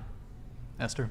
I think shame is just incorrect. Like, why would you shame someone for Well, something? certainly I'm sure we can think of certain things we could shame people for. No, in this situation is all I'm referring Sure. to. Maybe educating someone if you find out that they don't use protection, I feel like would be more beneficial to both parties. Just kind of like, hey, do you know, maybe you should get checked as your friend, like I'm just telling you, or maybe you should use protection. But shaming is incorrect in this situation because you don't know where they were at or where they're at right now in their life. Same as her opinion. Repeat. So what? What's the question? Sorry. The what? What was the question? So the question is like, is slut shaming wrong? So more specifically, like we're talking about someone who's promiscuous or who's sleeping with a lot of people, has a high body count. It depends. I don't really shame like the people has a lot of body count, but I'm like, I don't want to like, maybe as a Japanese culture, I don't want to say anything about my body count or something. I just, if someone's like ask me like, hey, what's your body count, I'm not gonna say. Hmm. It's a secret. Sure. So do you guys think that should body count matter? It depends, again. Like, for me personally, or in general, for, like, everybody, should it matter? Like, okay, for me personally, Let's say there's a guy. Yeah. Let's say men out there. I would say overwhelmingly men do care about it, but so should body count matter, or do you take issue if a man were to care about your body count or other people's body counts? Yeah, if he found my body count an issue, I would just be like, you're weird, dude. I don't know. Okay. Especially because most guys I know, they can multiply mine by 8 and you're stressed. That's a little crazy. I mean, as long as you're clean, body count is just a social construct. Like, it's Body not, count's a social construct. Yeah, it's just like, doesn't matter. I mean, as long as you're clean. Well, it is. As far as it being a social construct, it is the number of people with whom you've had sex with. But I don't think it should be like a big deal. Okay. So you would date a guy that slept with 100 women before you? If he was clean and a good person, with If good he was heart, so you're number 101, no issue? and I knew his intentions were good, no issue. Okay, fair enough. Go ahead. I don't think it matters because like if you were dating someone and you guys had sex like 3 times a day, that's gonna add up to like if someone was having sex with like, you know what I mean, like a different person every day. So wait, you're saying that Like the actual number of instances with which you've had sex is... Yeah, like someone like doesn't want to be in a relationship but wants to have sex, obviously their body count is going to be higher than someone that's in a relationship and that's just having a lot of sex. Mm-hmm. If that makes sense. So like no, body counts don't matter to me. Okay. I think it doesn't matter as well. I personally do care about body counts because it's just like being with that many, like you said, 100. Like me personally, I would get shocked because like, how did you just like fuck that many people? Like, why? He's a like, 6'5" athlete. That's what I was saying. I mean, How many do you think he was? Actually, his body count was pretty low. Okay, let's No, not talk that's about fine. that. No, but yeah. But like, anyways, but I just care about it because I find it weird. Because if I have a low body count and then he has a high one, I would feel weird about it. I don't know why, but me personally, I wouldn't be with somebody who's in the double digits, like higher. Sure. Yeah. I think at this age, it's like pretty rare, not rare, but a lot of people like have hooked up, and so they do have like higher body counts or could have higher body counts. That's just like nothing to shame. But like, of course, like it's still like, you know, like how did you get to that? Like, I don't know, it tells like a lot about a person. Like maybe like they came out of a relationship and they're like a fucking spree because like that's what makes them feel better. You can kind of like, you know, put yourself in their shoes and be like, okay, yeah, sure, I don't like mind that it's high because of that reason. But like if there's like some people and they're like literally like just constantly like having sex, like it's like, okay, this is like kind of a problem. Like, you know, like why do you like live like that? Sure. Esther? For me, at some point, I would just question, how does this person have this much time on their hands? Like, is this their, like, hobby? But if it wasn't, like, to that extent, I think I would just be okay with it. For me, it's matter because if he has a, like, body count, like, 100, over 100, I cannot trust him. I don't know. It depends on the situation, like, how he's being with the girls, but if he said, like, over 100, like, I can't handle it. Like, I cannot. Ew. I don't want to have sex with him. I don't know. Yeah. I guess, like, your guys' answers, because, like, what the oldest out of you guys is 19, or you're all 18, 20. Yeah, I guess maybe me being 22, like, oh, these answers are just so cute, because, like, these guys are just lying to you guys most of the time. I'm not saying that all of them aren't, but, like, especially in this area, any athlete in this area alone. I used to be an athletic training intern, if you know what that is, like the ATI. Yeah. Most of these guys entering their freshman year were already like, they stopped counting in the 60s, 70s. And I would see them, even if you take home one different person a week, that's already 52 people a year. And these guys are taking home someone almost different every week, if not multiple times a week. So, and just because a guy says his body count is 10 or under doesn't mean it actually is. So, no matter what someone says, you still want to make sure they're clean and check. They could have a body count of 2 and still have our own strain of chlamydia out here. So, I don't know. You guys just sound so like what I would say when I was 18 coming in. So, I just had to get that off my chest. No, that's a good point. I mean, both men and women, I think, are going to lie about it. You know, Yeah. I don't think you can expect people to be totally honest with their. You wanted to come in? Go ahead. I also think like a big thing is that like for a lot of guys, like if you like haven't had sex, like you're still a virgin right now, like you're gonna get flamed for it. So like I know a lot of guys like that like just like lost their virginity just to lose it. Like it didn't mean anything, and like that's just like, I don't know, because they, you know, want to put up a front that they like pull bitches. Like girls like don't necessarily like feel that way. They don't feel the need they have to like go all the way to sex to show that they like pull. but guys are kind of like different. Like if they're not like sealing the deal fully, it's just like are you like really legit? Right. So it sounded like most of you said that body count shouldn't matter, doesn't matter. So my question is, if body count doesn't matter, what's your body count? Mine's 12. I will not disclose. You won't disclose? No. Is it Just in more case, than like- 50? No. Fuck no. Less than 10? Will not disclose. Just in case like employers find this. Your employer, I get it, but like your employer's not.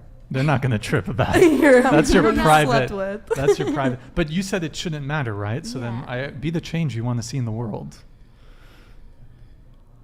Just Next. Okay. Alana? 5. Okay. Less than 5. Less than 5? 4.5? Less than 5. Fair enough. 3. Yeah, I'm really not gonna say. I'm sorry. It's like I've had sex. That's all you need to know. I thought it doesn't matter. Am I the though. only one Okay. who doesn't care? Yeah, I can't. Okay. I guess we I don't want my mom Esther? to find this. I won't disclose. Disclose. Wow. Multiply it by 3, and that's the real number.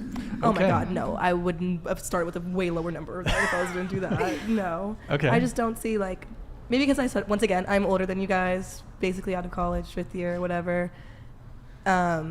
You just learn it's not really something. Because you could say any number you want, and people are still going to be like, she could be lying. It could be higher. It could be less. It could be whatever. So, but Yeah. I just don't really give a fuck. I'm 22, about to be 23 years old. I've slept with 12 combined women and men. I really don't see anything concerning about that. But I don't know. I think Everyone's that's different. probably. I don't know if that's. I mean, you have girlfriends, right? So you probably talk. And when I say girlfriends, just Yeah. like female friends. I'm Like, are you lower. about?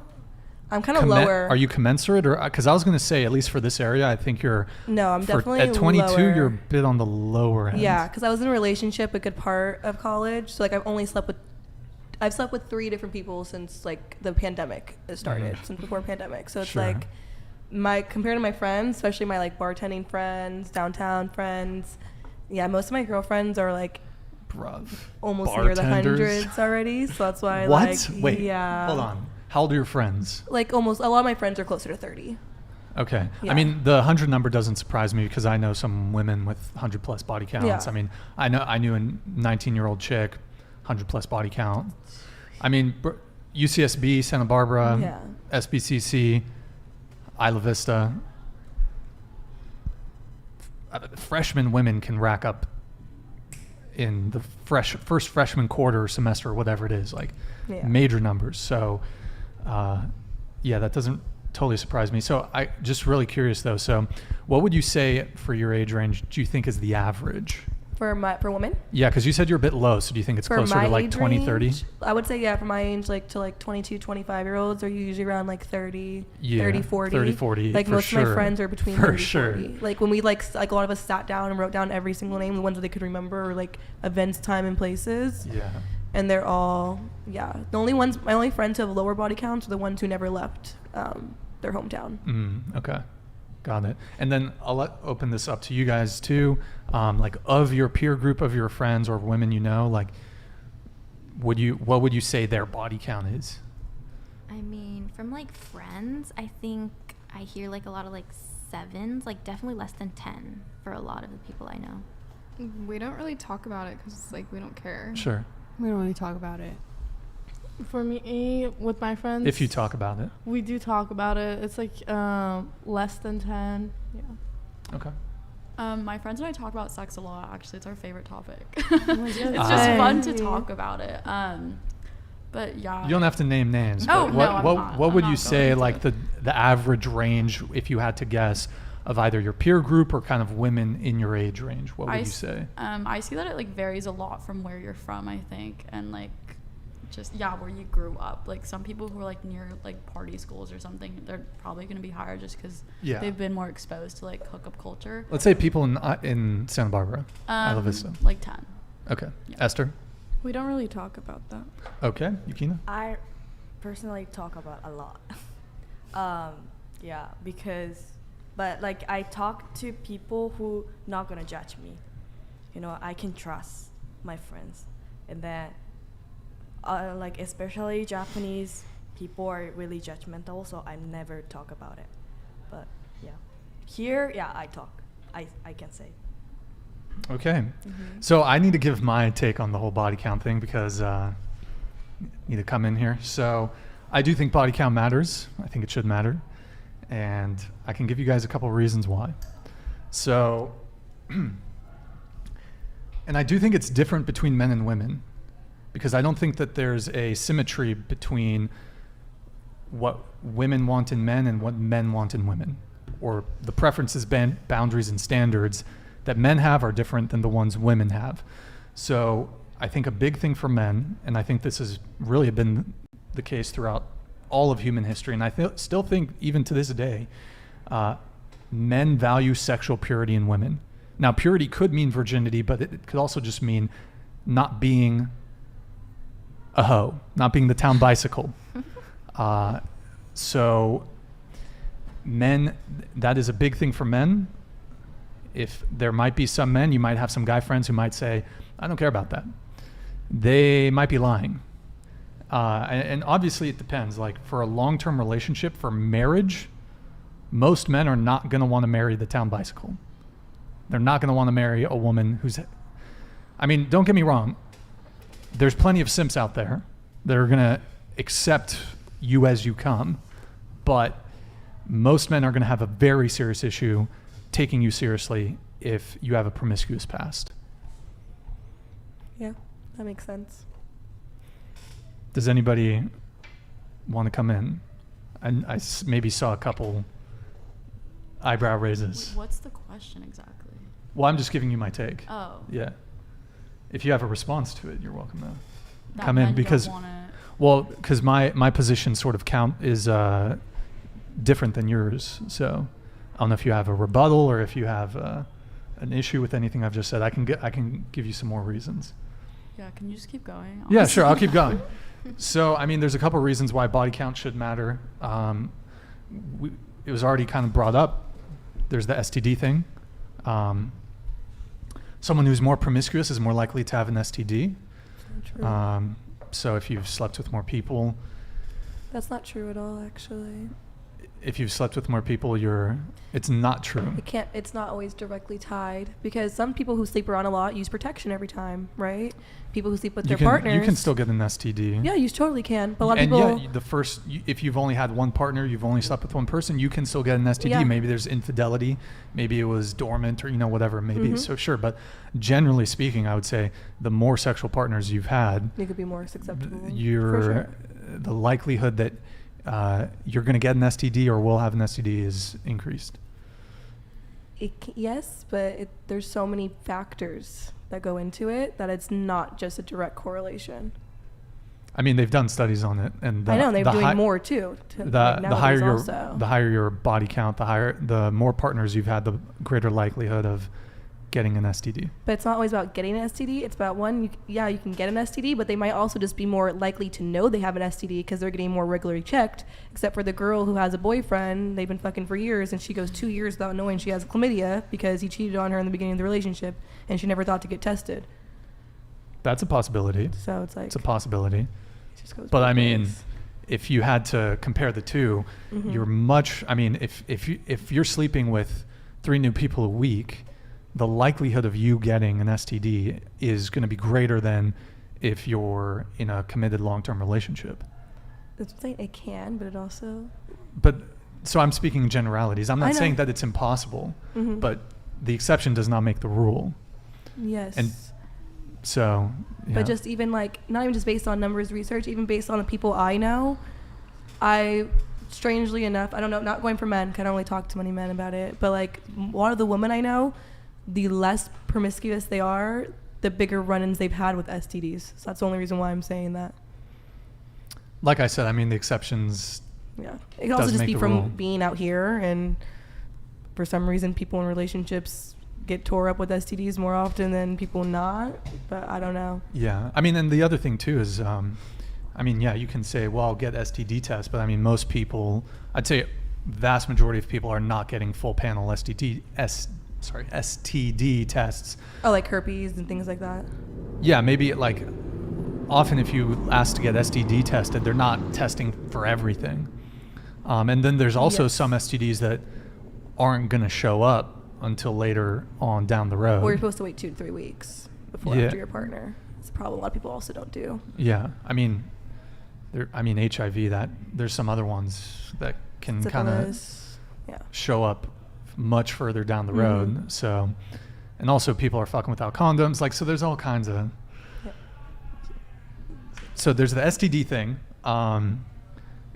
Also, it's just if someone. Okay, so for me personally, the thought of sleeping with a new girl and she's sleeping with another guy, I find that disgusting. Yeah. I'm gonna hook up with you and you fucked a guy the night before. Like, that to me is just gross. Reasonably so. So if someone is promiscuous, that's more likely to be the case. Whereas if you have a low body count, you only have sex with one person at a time, then... But you're forgetting the people that they're introduced to, though. What do you mean? So, like, say, it's nasty if you fucked this girl and the next day, or this girl got fucked yesterday and then you go fuck her tonight, right? That's nasty.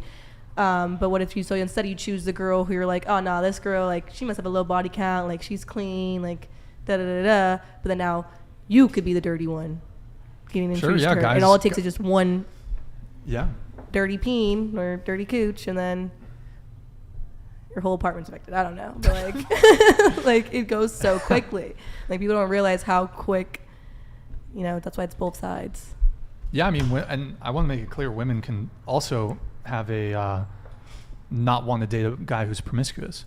Maybe you guys know, like, kind of a young, naive girl who's maybe a bit inexperienced when it comes to dating. Like, you probably wouldn't want to set her up with the player guy, the guy who's like probably just going to hook up with her once. Like, you wouldn't want to set her up with that kind of guy. So you'd maybe want to set her up with a guy who he himself isn't a big player guy. He's got lower body count himself. So I think it's perfectly reasonable for women to so I don't want to make this seem like it's a double standard, because I mean there certainly is a double standard, and some of it is, I would say, to some degree justified. But men are big upped if they sleep with a lot of women. You're a stud. Whereas if a woman sleeps with a lot of men, she's a slut. So there's a double standard there. I think that there are reasons for why that is. One of the reasons would be it's far easier for women to get laid than it is for men to get laid. I think that's one of the big reasons. It's not impressive for a woman. Like, if a woman's like, I've slept with 100 men. It's like, okay, that's easy. Congrats. Like, it's not hard for you to do that. Any single girl here at this panel could walk outside this building right now and fuck a guy tonight if you were so inclined. Either from a dating app, or you could probably just walk up to a dude on the street, say, hey, do you want to fuck? And the guy's going to be like, okay, let's go. Most guys are like, no guy can really pull that off. So it's more difficult for men to get laid. You disagree? Yeah, I guess. Yes, it's more difficult for a man to get laid, but especially being a bartender out here, like, I see women throw themselves. Like, I literally, no offense to us, we're obviously not, and it's a stereotype, but like, Santa Barbara, Isla Vista, it's like kind of a sea of a lot of easy women. That's why when there is creep men out here, I'm like, bro, there's so many easy options out here. Like, you really got to go creep on somebody who doesn't want you. And I can look at 5 girls right now who, if you bought them one drink, would go home with you in an instant. Like, that's why their body counts are so high, because it's easy for them too, and they just do it.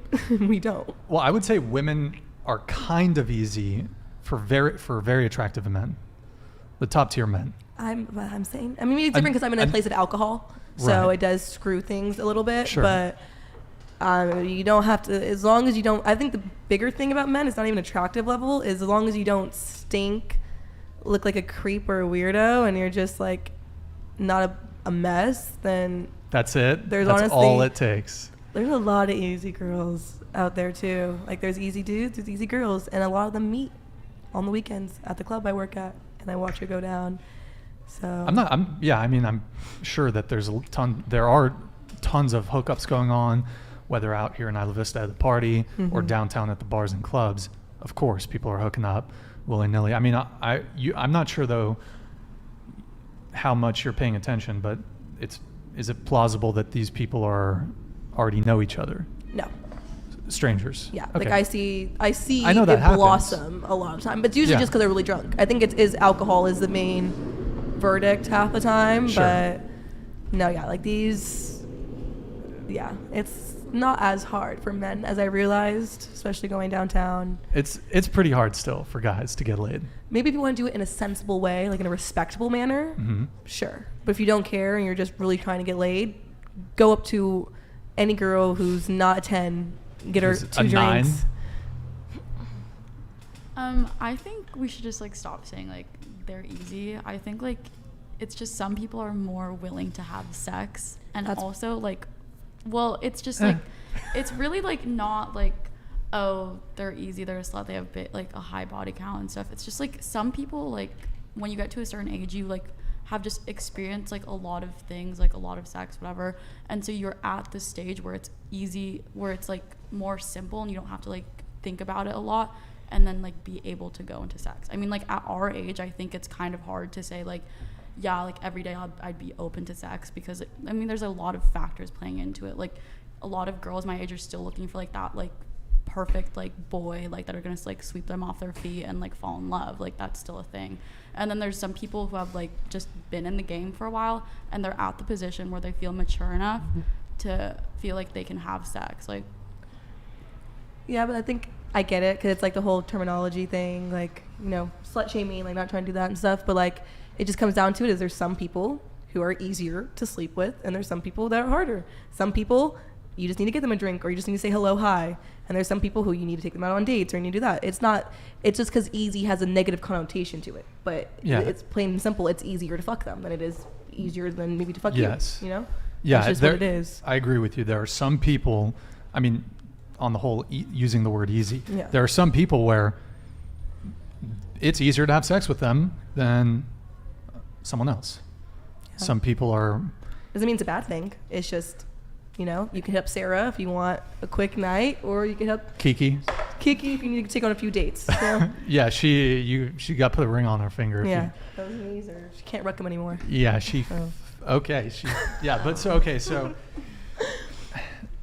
but you were saying that you see a lot of people hooking up at the bars, thus what? So, because what I was saying was it's very difficult for men to get laid, fairly difficult for men to get laid, relative to women.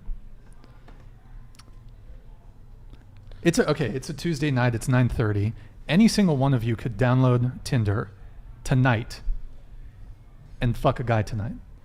Most men are not going to be able to do that. Most men are not going to be able, like even really top tier men are not going to be able to just get on Tinder. Okay, I want a girl tonight. It's not going to happen. Now, if he's really attractive, he might be able to set it up the next day, in a couple days, whatever. But it's not going to be as on demand as it is for women. At least in my experience, like, bro, okay, if I got to set up a day with the girl, maybe it's next week. Okay, it's in a week. And then it's probably not going to happen that night. Maybe the second or third date. I know a lot of you said the 3-date rule, right? It's going to be on the third date, so maybe 2 to 3 weeks down the line. And then, I set up the date, and then there's a 50% chance she's going to flake an hour before. Oh, I've got a headache. Okay. Something came up. Okay. So, like, for guys, it's much more difficult.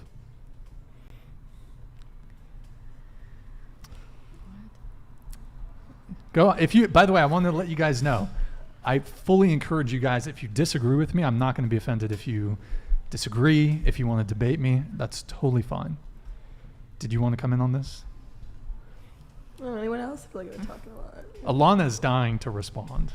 No, okay. I agree with what you're saying, but like it seems like guys have it easier where we live. You think guys have it easier in Isla Vista to get laid? Yes. Yeah. Like, guys have it easier to get laid. Definitely. The rest of the panel, do you guys agree that it's here in Santa Barbara, California, it's easier for men to get laid? Yeah, I think so too. Like, it's easier because we're in the college environment, and a lot of girls also want to hook up with people, and boys have a higher chance with going and getting laid.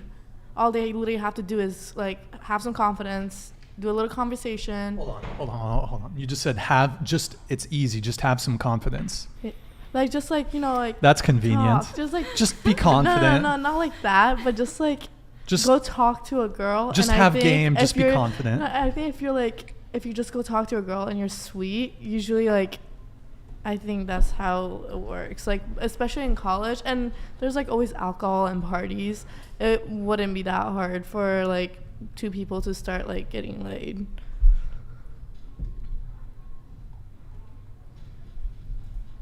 So, okay, the panel thinks that here in Santa Barbara, the mystical land where men can get laid easier than women. I don't want to not say easier, but That's they, what they you have guys. it easier than More. most locations for Yeah, men. yeah. Like, I don't think it's too hard for them, honestly. Okay, so I don't disagree with you that Santa Barbara, it's easier to get laid than in Idaho. Fucking Boise, Idaho. Like, Okay, even from like fine. LA to here. Like, I would even say that it's easier for a man to get laid here than it is I like don't know, man. I know some girls in LA, downtown let me tell you. Oh, I'm sure. Maybe if you're a celebrity or a basketball player. For like a regular schmegular, though, in LA. Oh, for the average guy. It would probably you mean. be easier for him here than, because I swear to God, like, my coworkers, I have a lot of male coworkers, I see them go home with different girls all the night, almost nightly. Your bartender coworkers? But even, it could be the bar back. It could be the floors guy. Okay? Like, these girls, like, there's so many girls, not every girl, obviously, but there's so many girls who, like, at the end of the night, they have drinks and they want to hook up too. They just want a quick fuck too. And it's very common out here because it is, I think, shamed a little bit less than it is in other areas. Like, if I tell my girls, like, or if I tell, like, I'm gonna get a high five, you know, if I was like, oh yeah, I hooked up with someone last night. And other places you might be like, oh, like, do you know him? Like, Sure. who was it? Like, nobody really gives a fuck about that here. Yeah, of course. Like, definitely there's a lot higher status men in, like, say, Los Angeles or Miami. I've been to Miami before. The girls, they want a fucking Dolphins player, a guy who makes $100K. Like, it's different, right? But I do want to kind of stick to the question of between men and women, who has it easier? And a lot of you guys said even for that, right? You thought it was easier for men to get women. No. I think it's easier for women. Okay, you think it's easier for women? Yeah. Okay, fair enough. You disagree, or? Wait, no. Oh, okay, got it. So I need to kind of bring it back to the body count thing. So I think I listed 2 things. So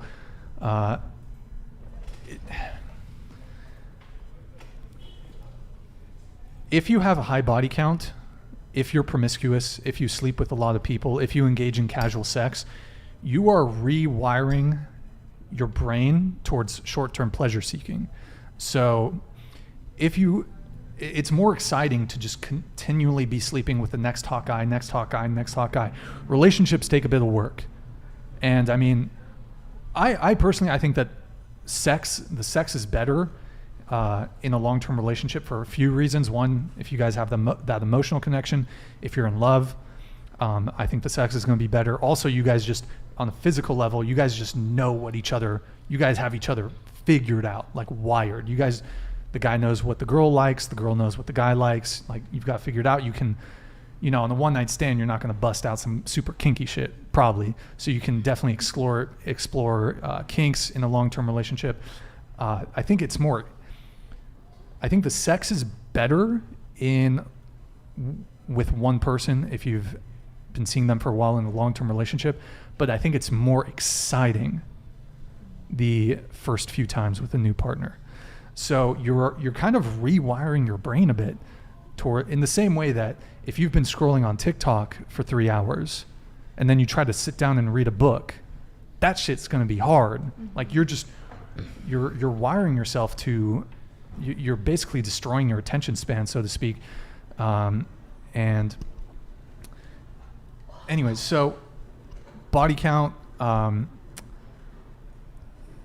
if you have a high body count, it makes it more difficult for you to pair bond with a partner.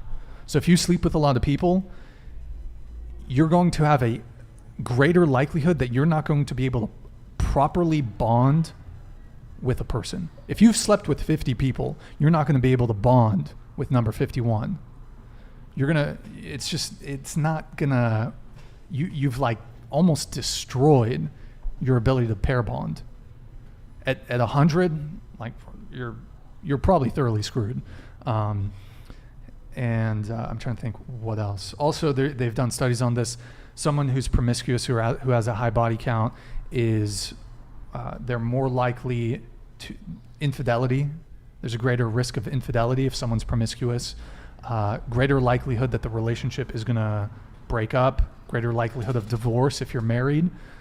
Greater people who have more partners, they're more likely to report relationship or marriage dissatisfaction.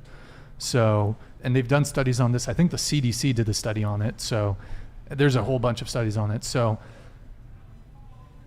yeah, body count matters. Anybody? Go ahead.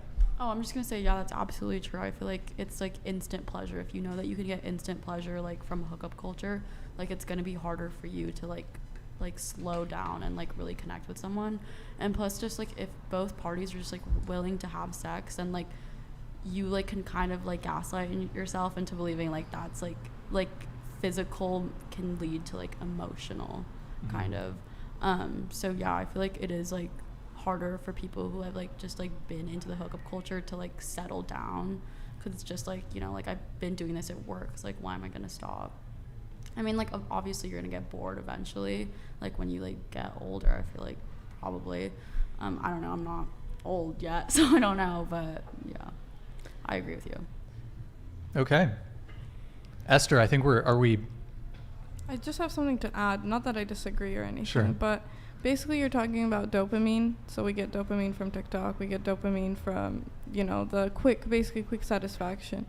And that dopamine rush is kind of just gonna get boring at some point, for I guess, I figure. But men and women are different. Women release oxytocin and feel more attachment after sex. Men don't feel that. It kind of almost is the reverse for them. So depends on the gender as well.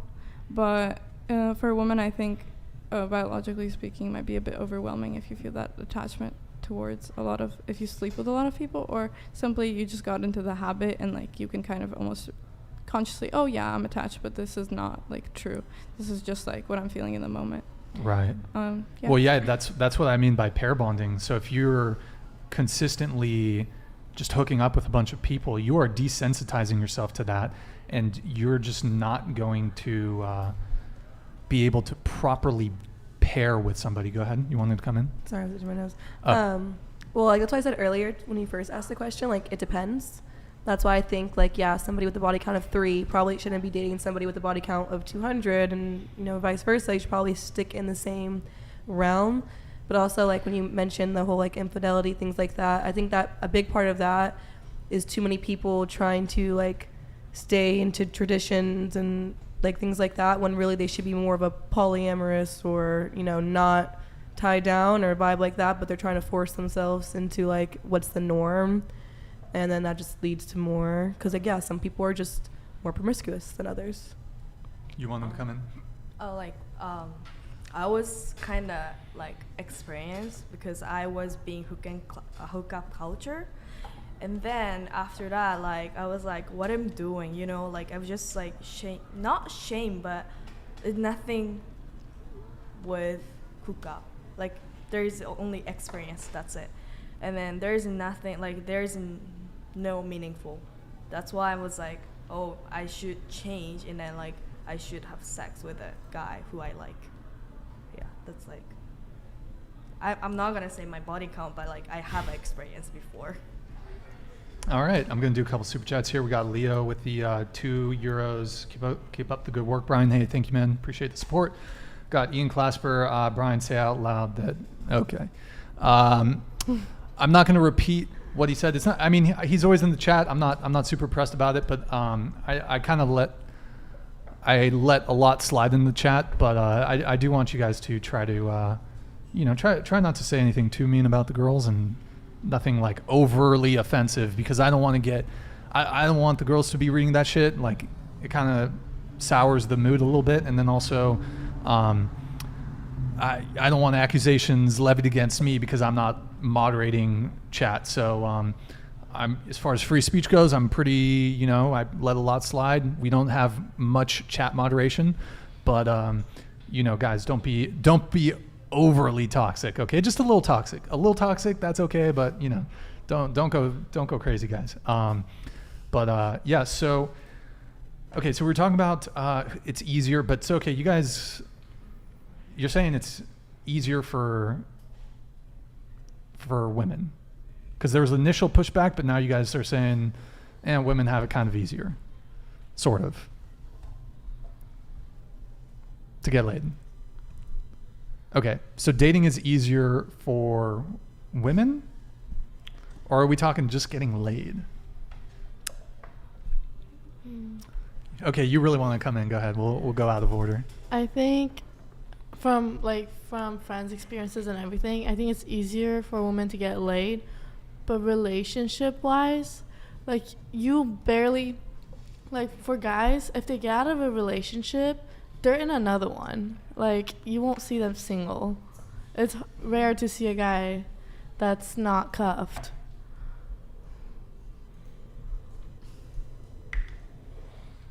I don't know. I think men take breakups far harder than do women. Men get fucking crushed by breakups. Destroyed. We're cool at first. We're cool for a week, and then we're like, fuck. Yeah, guy always notice later. They always after it's delayed. Yeah. It's a delayed despair. It's delayed when they're bored and lonely and realize they couldn't get into another relationship as fast as they wanted. Also, it's just the way that the two different genders process trauma and hurt. Because for women, we oftentimes have a lot of emotional support around us from our friends and stuff, but for guys, you don't see them going around to their boys and saying, oh, I just got dumped by this girl, blah blah blah. For them, all they get mostly from their guy friends, from the boys, is just, oh yeah, whatever, just move on, to go find some other girl. But for girls, when we talk to our friends, we really do have a lot of support, and we have a lot of deep and thorough conversations about processing that trauma, and so that burden is kind of spread out a little bit, whereas for guys it's not, and they really handle it themselves, and they want to look up, come off as cool and stuff. So for the first period of time, no one knows about it, but then all of a sudden it just blows up like that. Yeah. Okay, so Esther, did you want to come in? I just totally agree. I think, and that's why men, if you think about it, there's research done, which is really interesting, saying that men never really get over their breakups, which is really sad, because the way they've been conditioned to process their trauma is, not to process it.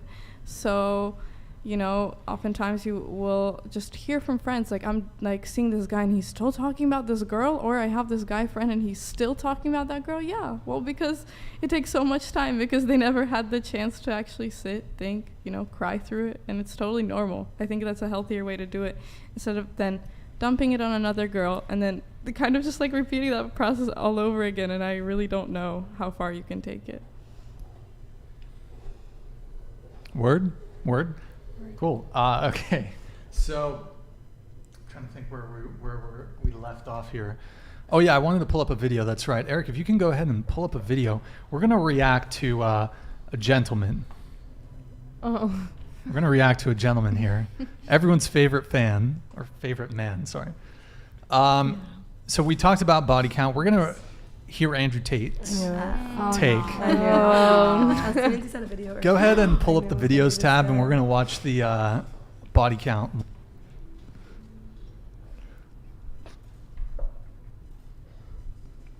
You know what's so attractive about younger women? Because a lot of these dudes talk about fertility and looks and stuff. I don't actually think it's that. I think that in the modern world, in the days of old, right, you'd meet a woman, you get married, you'd be together, whatever.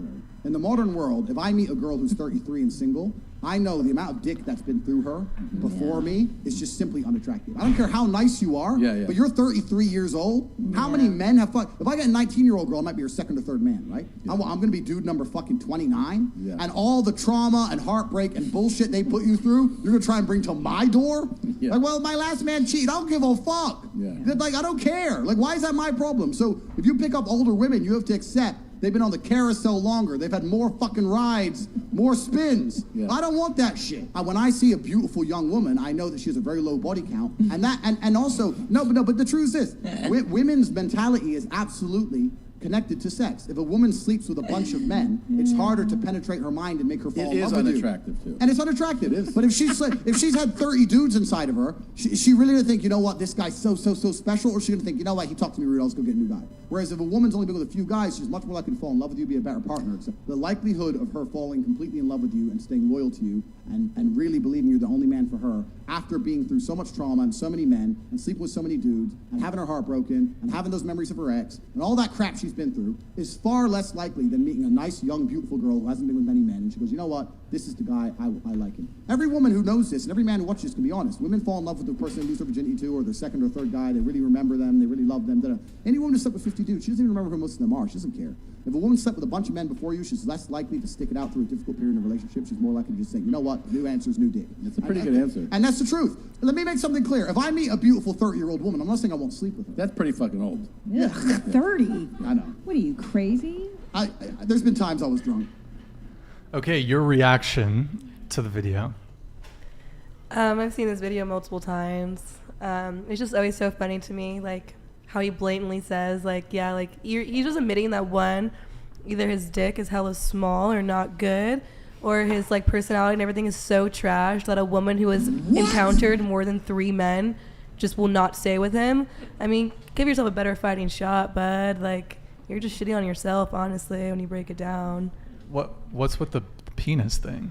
Because he's saying, oh, a 19-year-old has only slept with 3 men, so, you know, she's not going to leave me. Like, what, you're scared of a woman that's seen more than 3 penises is going to look at yours and be like, shit, I know there's better than that out there. I got to get away. If you were packing or something, I don't think you'd care how many she had. So he's just showing how, like, you know, not only little dick energy, but, like, probably actually, like, seriously a little dick in there. It's a little crazy to me. Just expose I'll yourself. give my take at the end. I'll just let everyone react. Go ahead. I mean, I don't think men or just like anyone should assume someone's body count based on their age. Like, it really depends. Like, a 19-year-old can have like 50 bodies while a 30-year-old can have like 2. Like, sure. It really just depends. And people shouldn't assume. Everyone's different. But how much will that 19-year-old with 50 bodies have by the time she's 30? I mean, like I said, everyone's different. Someone can have a higher body count by 30. Others can just like keep it at like a steady number, I guess. But yeah, I just don't think people should assume body counts and all that. Okay. Actually, just really quick to address that. Yeah, I mean, you're definitely right. Like a woman who's 19, she could have, he's obviously not living in Santa Barbara, could have a 40-person body count. And a woman who's in her 30s, she could have a handful. So I feel like it just depends on the person, and like, just because your body count is 30 doesn't mean that like she's not gonna commit to you. Like, I don't think that it matters, especially for women. Like you were saying, like it matters more. I don't know. I don't think you should say that they're not gonna stay with you just because your body count is 30. Wait, so what was the bit about? Because you were saying how like the body count does matter, but I think in this case it Can you tilt the microphone down towards you just a bit? I feel like That's good. I feel like in this sense it doesn't matter, because I don't know, it just depends on the guy and the girl and if they like each other and if they're gonna stay together. Okay. I'm just trying to remember what I said about how it's different for the men and the women, but are we talking about the double standard? Are you referencing the double standard, how men are viewed as studs if they sleep with a lot of people, and women are viewed as sluts? When you were saying that, like, I don't really remember exactly what you were saying, but I agreed with it, and now I'm like taking it back. Oh, okay, you're back. A little bit, because I'm like, just because her body count is 30 doesn't mean she's not going to be loyal to you. Basically, because he was saying that she's not going to be. But it depends if he likes her and she likes him. Is it possible that a woman with who slept with 100 men could be loyal to you? I suppose, but like, we all sort of look to the people we're potentially going to partner with, and we make judgment calls. We're not going to do a full, thorough background check, and before. I guess some people do, literally. But one of the ways that men make a judgment about women is, were they promiscuous in the past? And we're going to infer certain things about them. Is this going to go the distance? Is infidelity likely? So it's not, certainly a woman who's slept with 100 men, maybe she could be a fantastic partner, maybe. But if I'm a betting man, I'm going to bet against it. Yeah. Did you want to continue, or? No, I agree with that. It Sure. just depends. I just think so much of this conversation is about like looking down at women for whatever body count they have, and whereas for guys it's just entirely the opposite. Like, you don't see another figure like Andrew Tate as a woman like Andrew Tate going around talking about how high her body count is. How high men's body count is? How like her body count, how her own body count is. Because Andrew Tate's going around talking about how many girls she slept with, how many girls she can get, but you don't get that for girls. Because it's like, for guys it's okay and it's good and it's like a flex, but for girls it's not. So I don't know. There's nothing we can do, right? It seems like. Okay. Like, I mean, I did go around the table and ask. A few of you omitted answering the body count question, so. Yeah. For that reason, exactly. Like, if it's too low, it's a problem. If it's too high, it's also a problem. Wait, if a woman's body count is too low, it's a problem? Yeah. Isn't that like a thing too? No. Guys would think that, oh, she doesn't know what she's doing, I'm going to avoid. No. Guys want the lowest body count possible. Really? Yes. The lower the better. I've definitely seen like TikToks where the guy would be like, "Oh, if she has like lower body count, I wouldn't go there." Yeah, that's that guy's weird. Well. Really? That's fucking weird for a guy to be like. No guy's gonna be like, "Gee, I really wish my girlfriend fucked more guys before me." No, guys are not like the lower. Even for a one night stand, for most men, they're gonna be like virgin, if they had the option. If she was down. Virgin versus the girl with 30 bodies. Oh, okay. But then realistically, usually like when the girl has like little to no experience, guys will be like, oh, she's a prude, she like Virgin Mary, whatever. It's always like, if it's too little, it's a problem. If it's too high, it's also a problem. There's no in between. Even for just a hookup though, given the option, assuming they're both equally down, I can speak for myself. I think a lot of guys would agree.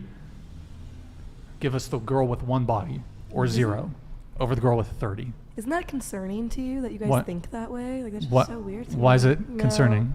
Well, it's like, for me personally, I would rather like kind of like what they were saying about the guys. Like, yeah, like if I find out a dude's a virgin or like one body, I'm not gonna probably want to waste my time because the sex teaching. is gonna be bad potentially. Yes, right? and I'm not even trying to take this to a weird place. That's why I kind of regret even opening my mouth. Take it to a weird place. Yes, but like you don't see the like. Am I the only one that's like having a connotation with that? What? The connotation? Men want virginity, virgins, no dick inside of you. What? And then it's almost you date territorial. children. It sounds like. Is that not weird? Like they don't want somebody else peeing on their tree. What is the connotation? You get what I'm saying? Yeah. Yeah. What? She thinks. But we kind of talked about how we wouldn't go there, so I'm like not trying to go there. Go where? To some weird shit. You know what I mean? Just what I mean? Just like, guys having a preference for their partner? Guys having a preference for women to be as close to prepubescent as possible. Well, okay, hold on. So that's why I wasn't trying to do that. No. Like, but okay, we're speaking within the context of adult women. So yes, I know. Women over the age of 18. Oh, I'm not saying child at all. That's not what I'm saying. Adult women, but the men who go for adult women are still trying to make them as prepubescent as possible. Like, the whole hairless debate. An 18, 19, 20, or 21-year-old adult woman can be a virgin. You're not getting what I'm saying. I'm saying those women, like, yes, they are grown women, but there's a lot of problem with men trying to go for women as close to being a child as possible. Do you get what I'm saying? Okay, so you're talking like age gap relationships. Not even yes, but not even necessarily. It could still be a 20-year-old and a 20-year-old, but that 20-year-old dude is going for a 20-year-old girlfriend who, if you just look past her, she might look like she's like 14. You know what I mean? Well, if she's of age, if she's 18 or 19, I don't think we should. Some some women have younger features. That's I not. guess. I know, but I'm saying it's sought after, like the whole virginity thing. Like never been touched by a man before, never had a penis inside of her. Like I want her completely hairless, no hair, nothing. Never been touched by a man. You know what I'm saying? I kind of see. No, I see I where know you're. what you're saying, but I see where you're going. I see where you're. Talked about that. I see where you're going, but I mean, I'm not trying. What I'm saying, what Andrew Tate is saying, is adult women, right? Mm-hmm. Yes, virginity or low body count is something that we value. Yes. Okay, you wanted to come in. I go think, yeah, I think there definitely are people like where you're the realm you're getting into, and that's kind of like a different thing. But I think like a lot of it has to do with like what you like get from someone who like isn't, who's a virgin. It's kind of just like, it's like I don't. Like a lot of people just have insecurities, and like when people like have lower body counts or something, or like higher body counts, you just like want to be like something to them. Like you want to be like important. When people have like higher body counts, it's kind of like what I see, like sometimes like people just like want to be like the best out of it. Like I think there's like territorial aspects to it. I think there's a lot of aspects of just like people wanting to like be something important, be something special. I think like that's somehow like I know there's some weird guys that are like really fetishize like the thing if like you're a virgin, because it's just like, oh, like I got you for, it's like you're collecting like your Pokemons or whatever, like I have these many virgins, whatever. But I think like the same thing for girls, like if you get with a guy who's a virgin, you're also a virgin. It's kind of like this special bond, like because like you guys are like, you know, like figuring things out together. So it can kind of like go both ways. Obviously, I don't think, like, I think Andrew Tate is stupid, like pretty much, like that's all I'm gonna say about that. But like I get what it is, like what people are saying. Like if a girl wants, you know, if a girl's a virgin wants to be with a guy who's a virgin too, like, you know, like you, like there's nothing to judge. Like it makes sense, or it's like just like an emotional aspect to it. I want to add on, like, isn't it problematic that we're basing people, like, and their worth on how many other people they've slept with? Like, are you going to truly form a meaningful relationship if this is what you care about? Like, shouldn't you be focusing on, like, oh, what this person values? And, okay, this might sound like cliche, but isn't it true? Like, are you truly going to, like, form, and one night stand, okay, I understand. But, like, if you're planning to, you know, take a serious relationship or get in one, like, if this is what you're concerned about, I don't really know if you're going to have something deep to connect on. Or if you're ready for a relationship at all, if that's what you care about. Yeah. So you're saying that someone who would be concerned about their partner's past sexual exploits or promiscuity is not emotionally or mentally, like they're not in the right mindset to have a relationship? Because what about highly religious people that they're waiting till marriage to get married? They want to be they're a virgin. They want a partner that's a virgin. So to them, being with a partner that has a low body count, or who has no body count in this case, that's a priority to them. Is there an issue there? I think you misinterpreted me for a little bit. I think more of like the extent to which we're spending time on this conversation currently, and to way like the extent Andrew Tate talks about it. And I understand like the topic of this, but I think if you care about it so much, like that this is like such a priority, maybe take a step back. I'm not saying it's totally not important. I'm saying it's maybe not as valuable as we're making it out to be. Of course, and to some, this might be very valuable, but, you know, just take it into consideration. Well, I would say that I think for men care about body count more than women care about it. Men are more interested in this than women are. So I think a lot of the women like probably don't care. And it kind of comes back to, well, something we sort of touched on is that I think women sort of value men who are a bit more experienced, and a guy who's a bit more experienced, whether that be in the bedroom or just relationship-wise. So the thing is that men and women are attracted to different things. Men have different preferences than do women. There are some where there's some preferences, standards, or boundaries that both men and women share, but there are also asymmetries too. Someone else wanted to come in? Well, I just think like the biggest part of like what I find like is like Andrew Tate's age for Well, him to like, you know. Yeah, like, he's 35. yeah, for but him okay. to like just be like, you know, like saying like all this. Like at 35, like He's a top G though. You probably. He's a top G. He's a top what? Top G. What? Okay, continue. Okay, Sorry, go I'm ahead. just saying, like, it's just like, you know, you're 35, you probably had sexual experiences. Like, it's like kind of just stupid to like judge women at 35 for having a body count. I feel like when we were younger, like if you're like 16, like I think like we definitely go into a lot of things like looking at how many people have been, like how many people that person has been with.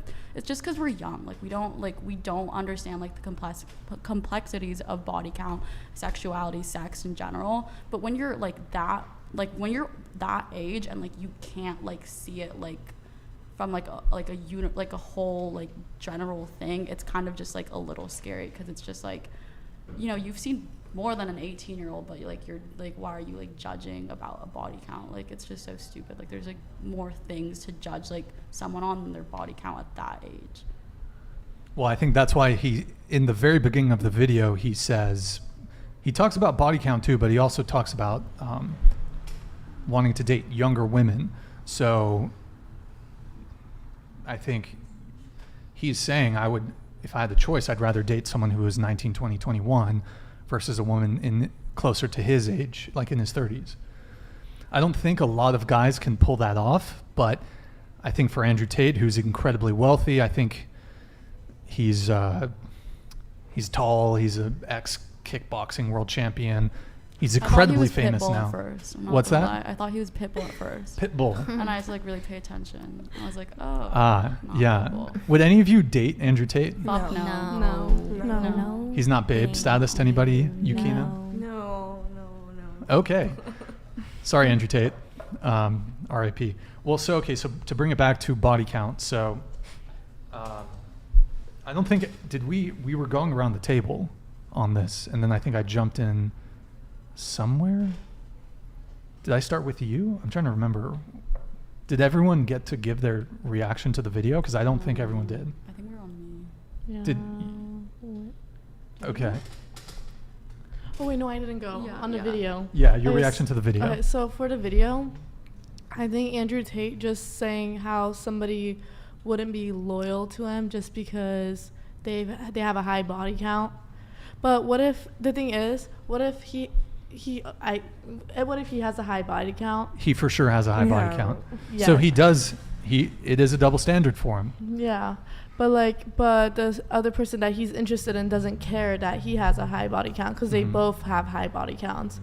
But he's just very like, it's just the double standard. Like it is a double standard. That he's setting. But is it a justified double standard? No, I don't think so because it would. I'm not saying it's justified, but if somebody has like a really low body count and they're talking to somebody who has like 100+ body counts, like let's say that person has under 10, they want somebody that has like the same amount as them, but they're not gonna like, you know, full on judge them off of them having that many body counts. And he's just full on judging them, and even though he is also in the same standard. Okay. And you wanted to come in? Yeah, I think you can just like get a lot, like there's like definitely a lot of projected insecurities when like your big issue is someone's body count. Like it's kind of like why is it so important, which was I was already talking about. I mean, like if you really like someone and their body count is high, like there's always like the discussion of just like, you know, like who have you been with and stuff, and like, and you'll kind of get like a feel of like why it is. Like some people are just like better with like having sex like natural, and it's not like they don't get like a lot of like emotional repercussions, you know what I mean? Like I've definitely like had those conversations. It's just like, oh, like, you know, like what were you doing, blah blah blah. Like it's not like me like genuinely judging, but I feel like from him, his main focus is your body count, and like that's definitely like a projected insecurity because it's just like maybe he's like not, he can't like lay it down good, and so he's like scared he's gonna be like compared to all these people you've been with. Like of course like he might be looking at just like he wants like a pure girl, but it's like he's not a pure man, so it's just like, why are you saying something and like don't expect me to say something? Well, I think it just sort of comes back to there's asymmetries in what men and women find attractive. So it happens and by the way, he does focus on the body count Oh Jesus. Okay, he does. We'll get to that one later. He does. I don't know. Actually, no. Sorry, man. $10 and up. Sorry. What's it called? So okay, he does care about body count, but you probably don't want to hear the other shit he has to say. He's got a lot of other preferences and standards for women. So. And to touch on what Esther was saying, so you're saying why is it such a big focus? If this is such a big focus for you, then shouldn't there be other things that are really important? But for men, a lot of men are not going to, even if you ask your guy friends, you can ask them after the show, a lot of men are not going to be able to be honest with you about these sort of things because most men, if they were to be 100% honest with their preferences, standards, or boundaries, it's going to be met with some sort of contempt or shaming language, or you're going to be viewed as either insecure or small dick. You got a small dick, or you're insecure, you're a misogynist, or an incel, whatever it may be. It's always going to be met with some sort of derision, disdain, or some sort of contempt. So men are not able in today's day and age to be honest about their preferences, standards, and boundaries. Word. You disagree? They can't be honest about their standards? Mm-hmm. No. They can't be honest. Unless their standards are something that's illegal, then I don't see who's judging them for what they want. A lot of... if most men were to be upfront about what they want, it's going to a lot of girls are going to be not going to want to fuck with him. So most guys are not going to say. What are they wanting up front? That's okay, let me give you. I can give you guys an example, right? Mm-hmm. So for me and for a lot of men, we really don't care about a woman's career. It is not important to us. Okay. For a lot of men, if you were to tell a girl that, I think a lot of girls are going to have an issue. If you told me you don't care what my career is? Yes. You'd probably be fuck you. I'm thank you for... if I'm talking about my career and you should up say you don't care what I'm talking about? No. But if a guy says, listen, it's great that you make your own money, but it's not important to me what your career is. Men don't value... most men really don't care that much. A guy who's a lawyer, who's making $250,000 a year, he's a litigation attorney, he'll date a barista. He does not care about that.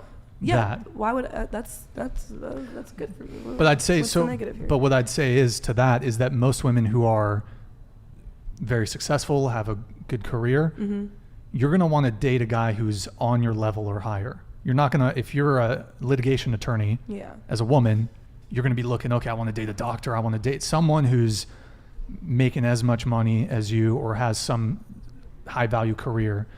You're not going to go date the 19-year-old barista at Starbucks. Mm-hmm.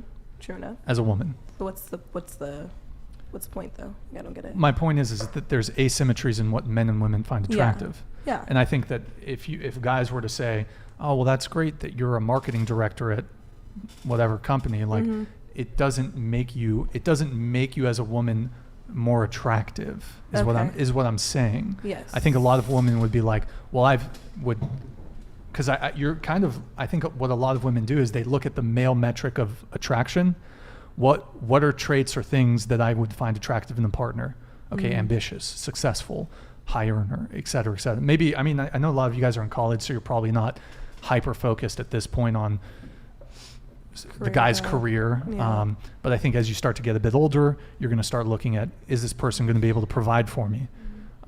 So finances do become a bit more of a factor as you get a bit older.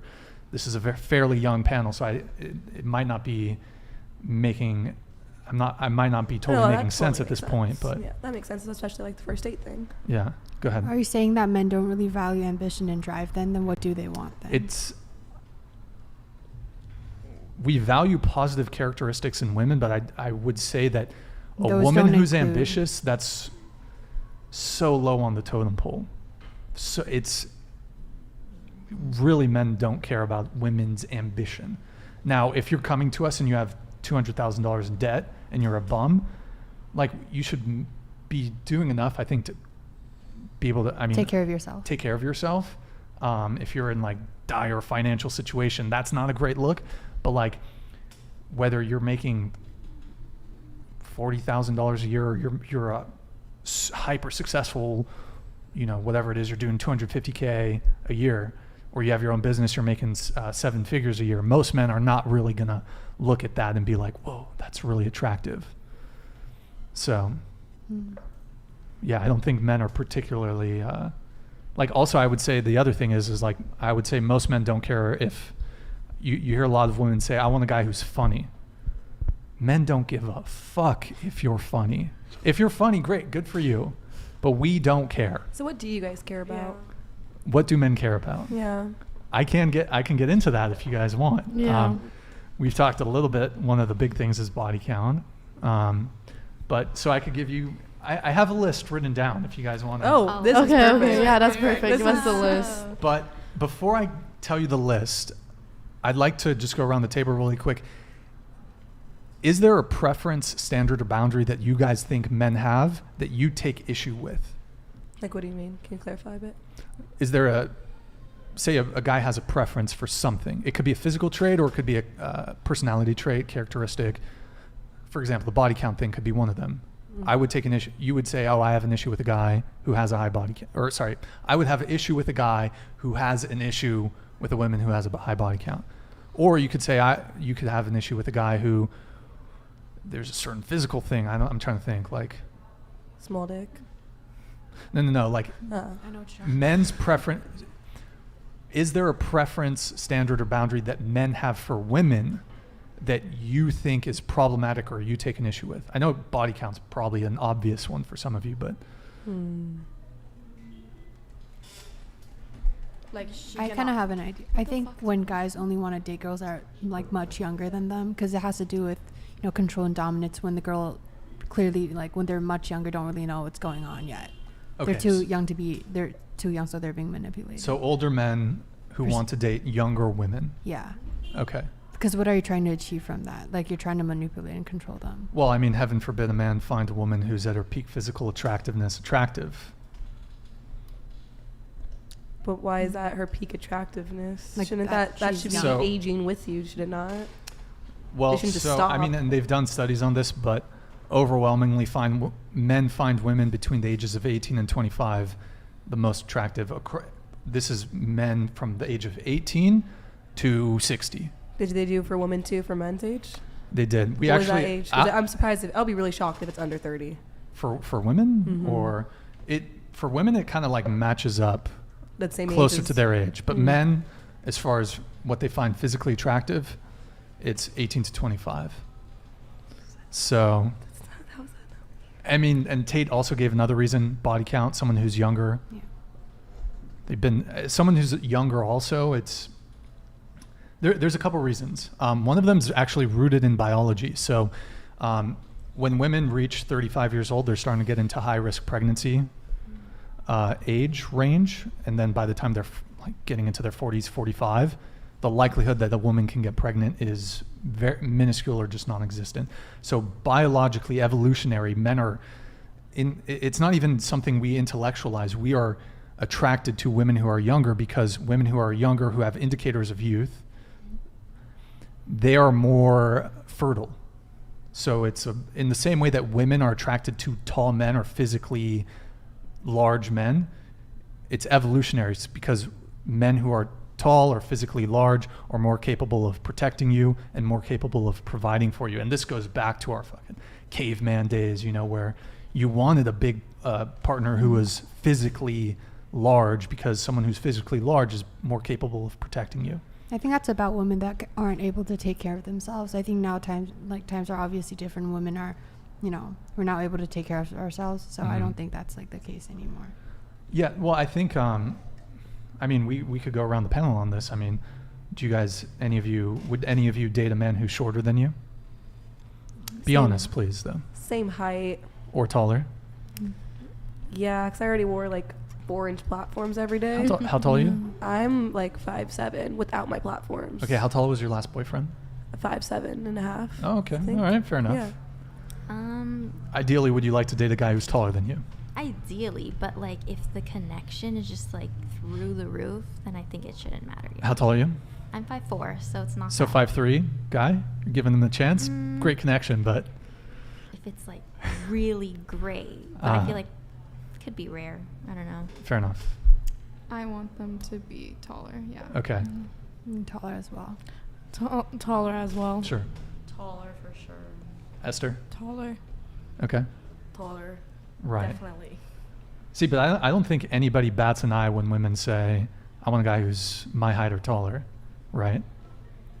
I don't think there's anything morally wrong with that, but like if like a guy that's like 70 or 60 is wanting to date like a girl that's barely 21, I think there's A something guy wrong who's with that. how old? 70 or 60? 60, yeah, or something like that, and then the girl's like barely 21. Obviously, there's something wrong with that. I mean, for that specific example, couldn't you make the argument that it's actually more predatory for the woman to want to date someone that old? I think For financial reasons? For a woman to want to date, willing to date someone that old, I mean, love works in mysterious ways, but I would say overwhelmingly there's going to be a financial component to that sort of relationship. Huh? What's that? Nothing. Go ahead. No. Say it. I mean, that's arguing against a woman gaining a financial gain or a man being a possible pedophile. So I feel like those are just two very different things. Okay, but Like, P word. a 70-year-old man dating an 18-year-old is not a pedophile. That is definitely brinking on the fact that you probably did some questionable things in his youth. Yes, if he's still attracted to a woman that young when he's progressed that much. What about a 21-year-old? I say the same, yes. So 70-year-old who's but again, here's the thing: is that men are evolutionary. It's not even something that we can necessarily control.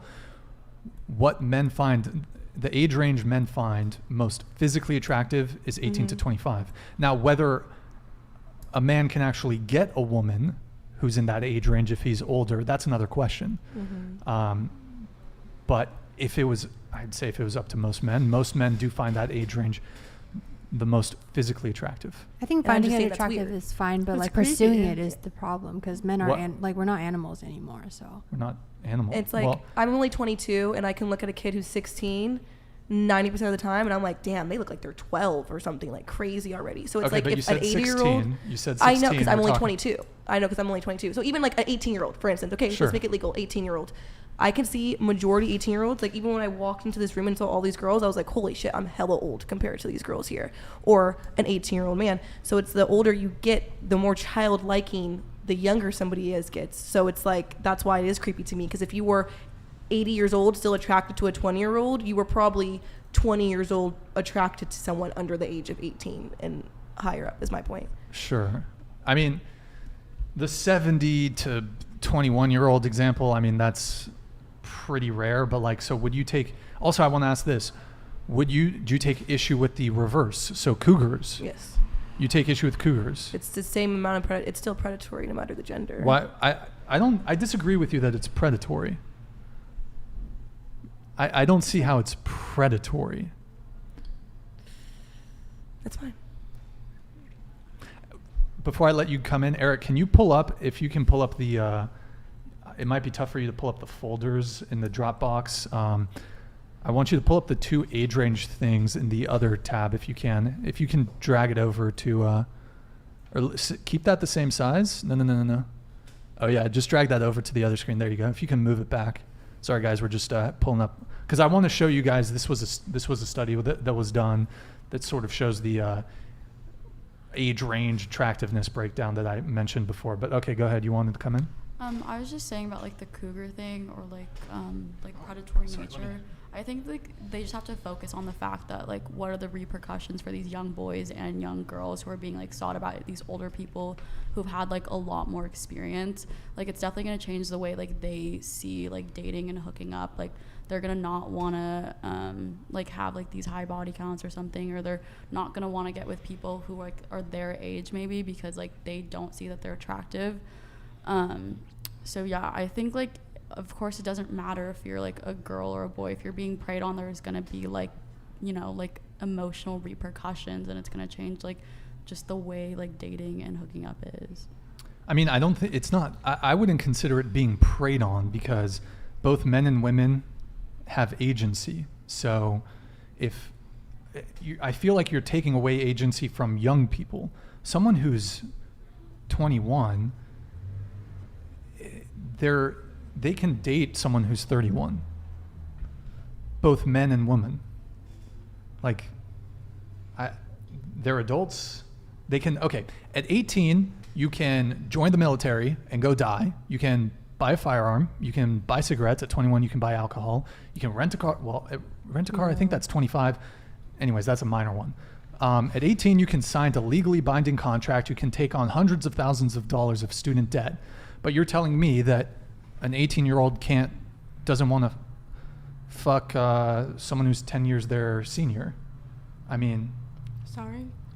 I mean, it's kind of what Megan was saying.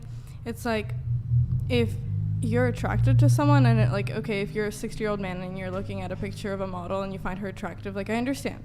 But it's about, the action. And what you're saying is, misconstruing the psychological kind of repercussions of emotional relationships.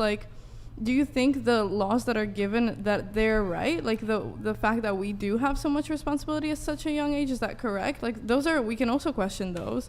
Those we have found out recently haven't had adequate research when they were introduced. So it's, of course, when someone, let's say the age difference is 20 years, okay? I think we're not making it super dramatic, but also, kind of in the middle. That the age, the seniority gives them authority. So you're going to associate relationships with a figure of authority, making you feel as if you don't have as much agency as you do. Because, as you mentioned, technically speaking, you do. But you're going to be made, of course, there could be someone lovely and it could all be love. But you could be made feel like, oh, I'm young and they're the ones that are going to make decisions for me. And it almost sets up a weird parental dynamic. It's definitely emotionally unhealthy. And also I want to add to what you added for the evolutionary standpoint. That's definitely proven by research, of course. Men prefer women who look fertile. They prefer women who are young and have good skin, because that's literally proven, because they want women who look like they can bear children. But to say to act on that when you're a certain age, and to make someone feel as if they're little, and to feel like you're going to dominate them, not in every case, but I don't think that's acceptable. I mean, the thing is I outright reject this idea that there is necessarily a power imbalance, or that it's predatory in any way. There's cougars out there. Cool. There's guys in their 30s that want to date women at early 20s, whatever it may be. So, I think it just comes down to preferences, really. If it happens to be the case that men generally have more of a preference for young, women who are between the ages of 18 to 25, it is what it is. I think most men are not going to be, to sort of add to your point, most men are not going to actually be able to enact on that, because unless you're incredibly high status, for you to be 35, 40, dating a girl who's 20, you're going to have to be very high status, athlete, musician, something like that, or just be very financially well off. And then you're kind of getting into sugar baby, sugar daddy territory a little bit. So, I mean, it could be argued, though, that, age is but only one of many factors that could be related to a supposed power imbalance. And I kind of reject the whole power imbalance thing outside of workplace and educational settings, and perhaps medical or therapy settings. Of course, that is definitely not appropriate. But here's a scenario, okay? A 30-year-old man who is shy, who is a virgin, I've written this down, who's never had sex, versus a 21-year-old stripper who's been having sex for 3 years, who's had multiple partners and multiple relationships and multiple sugar daddies, who's been flown around the world, Dubai, who has more power and social savvy in that scenario?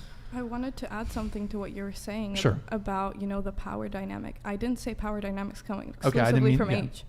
They could come from situations like this, and I was going to go off saying that in friendships, there could be friendship dynamics with someone who's simply way more well off or has way more to offer.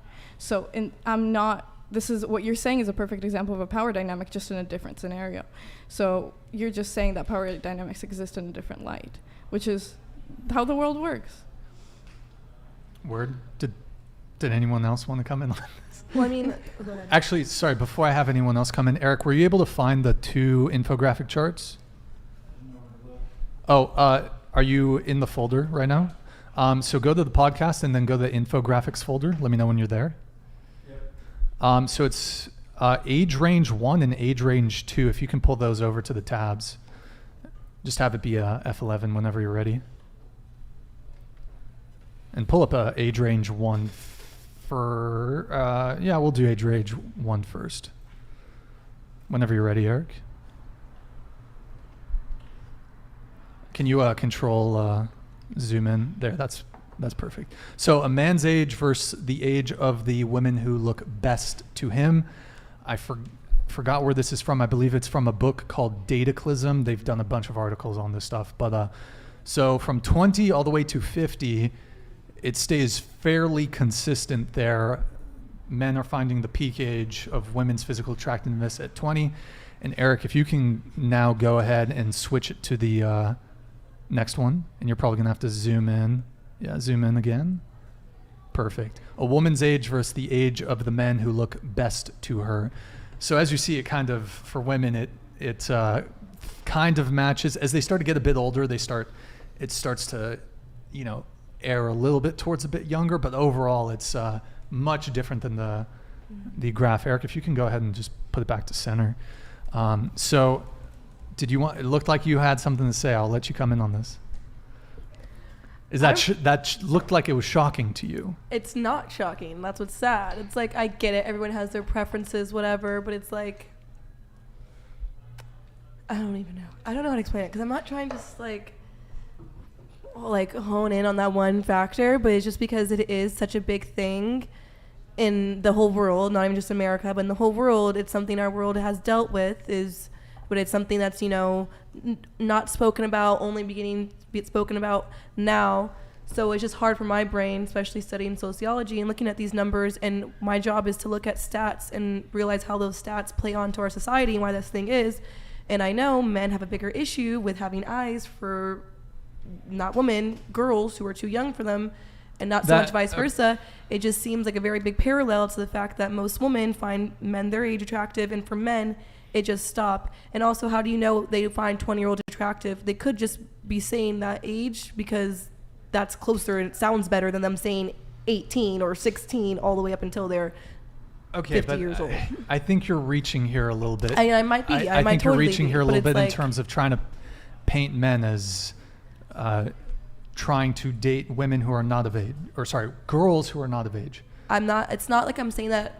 I don't think all men, I don't even think 50% of men think that way. That's not what I'm saying. The amount of men that would pursue a woman who's not of age is very, very low. And that's it. You could there totally think that. Of course, there are definitely predator men. Mm-hmm. But I do want to just make it clear. We are talking about adult women. Yes. An adult, that's 18 and up. Mm-hmm. Okay. Everyone has their own different opinions. Maybe just from the field that I'm in and things I get to see, witness, study, it is a lot more than very few. So that's the only thing I'm trying. It is kind of, I don't know. It's not. You think 50% of men are P words? I said less than 50, but you're saying very, very few. And it is very, very 50 few. to very, very few is a very, very, very few.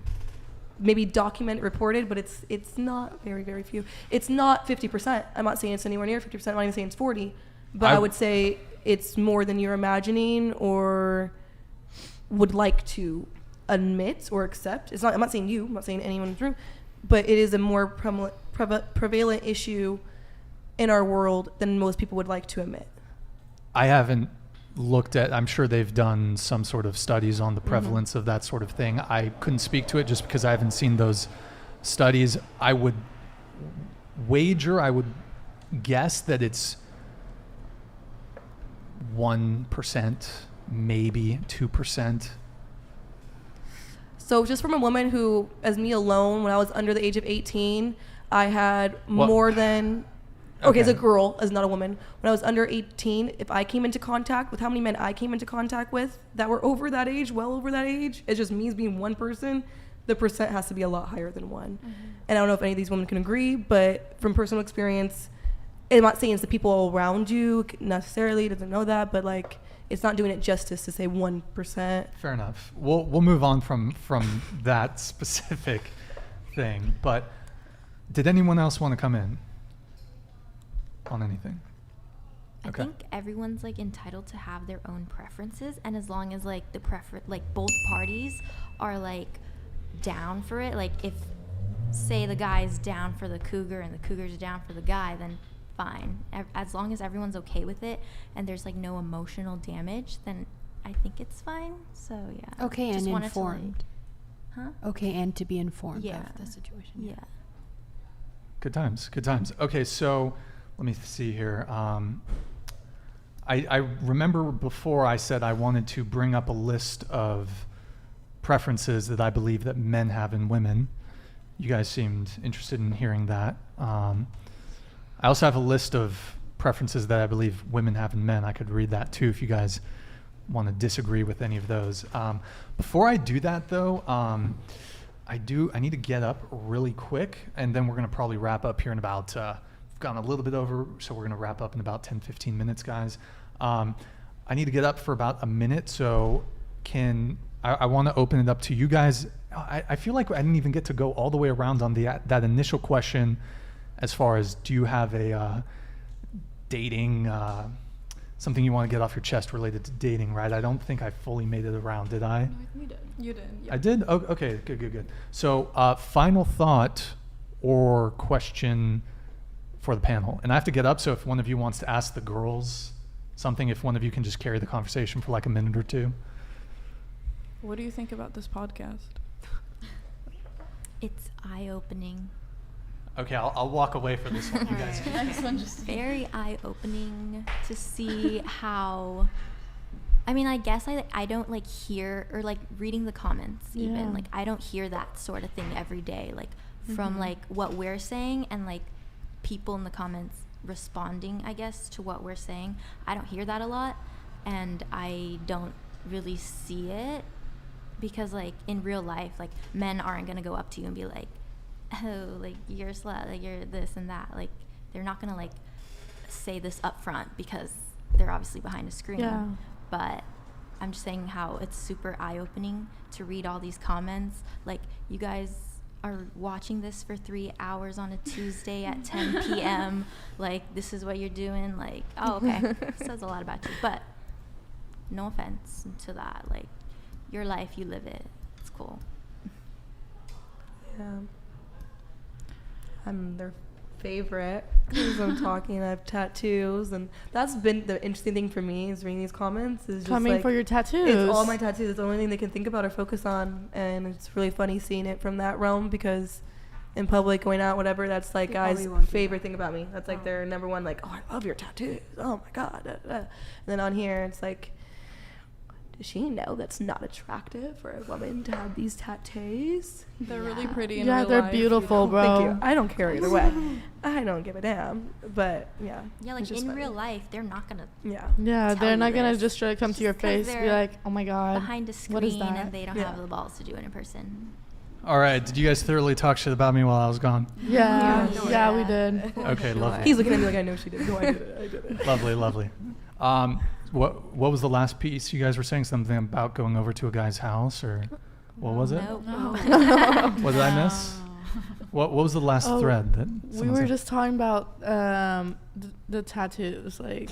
Oh, tattoos. Her tattoos. Well, Esther mentioned like how we felt about this podcast. Yeah. And I kind of said it's really eye-opening to Sure. see the comments. Like obviously for me, like everyday life, like guys aren't like coming up to me or like telling me like responses on my opinions on like dating and all that, and to see the comments and like reading them like firsthand, it's like really eye-opening.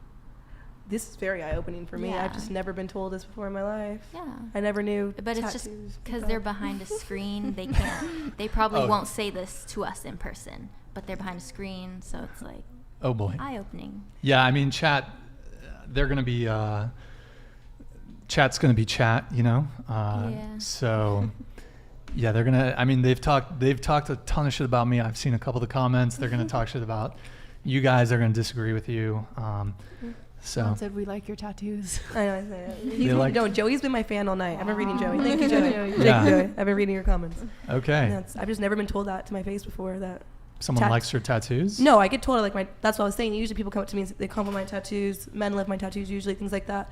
But then like the overall majority of them in the comments are saying, which I know this group is a selected group of men anyways, but they're just all saying tattoos equals easy in bed, equals easy to sleep with, like they're freaks, whatever. I've just never had that connotation said to me before or in my tattoo community because more of my friends are tattooed and things. Sure. So I just haven't ran into that. Like maybe I've had a tramp stamp or something, but like I've never been Wait, told. you have a... No, I don't. Oh, okay. But they're saying like Do you have even the just 2020 tramp stamp? No, I don't have a sternum piece You don't have either. a sternum tattoo? No. I have my Apparently branch from my side. that is the tramp stamp of... Tramp stamps are back now though.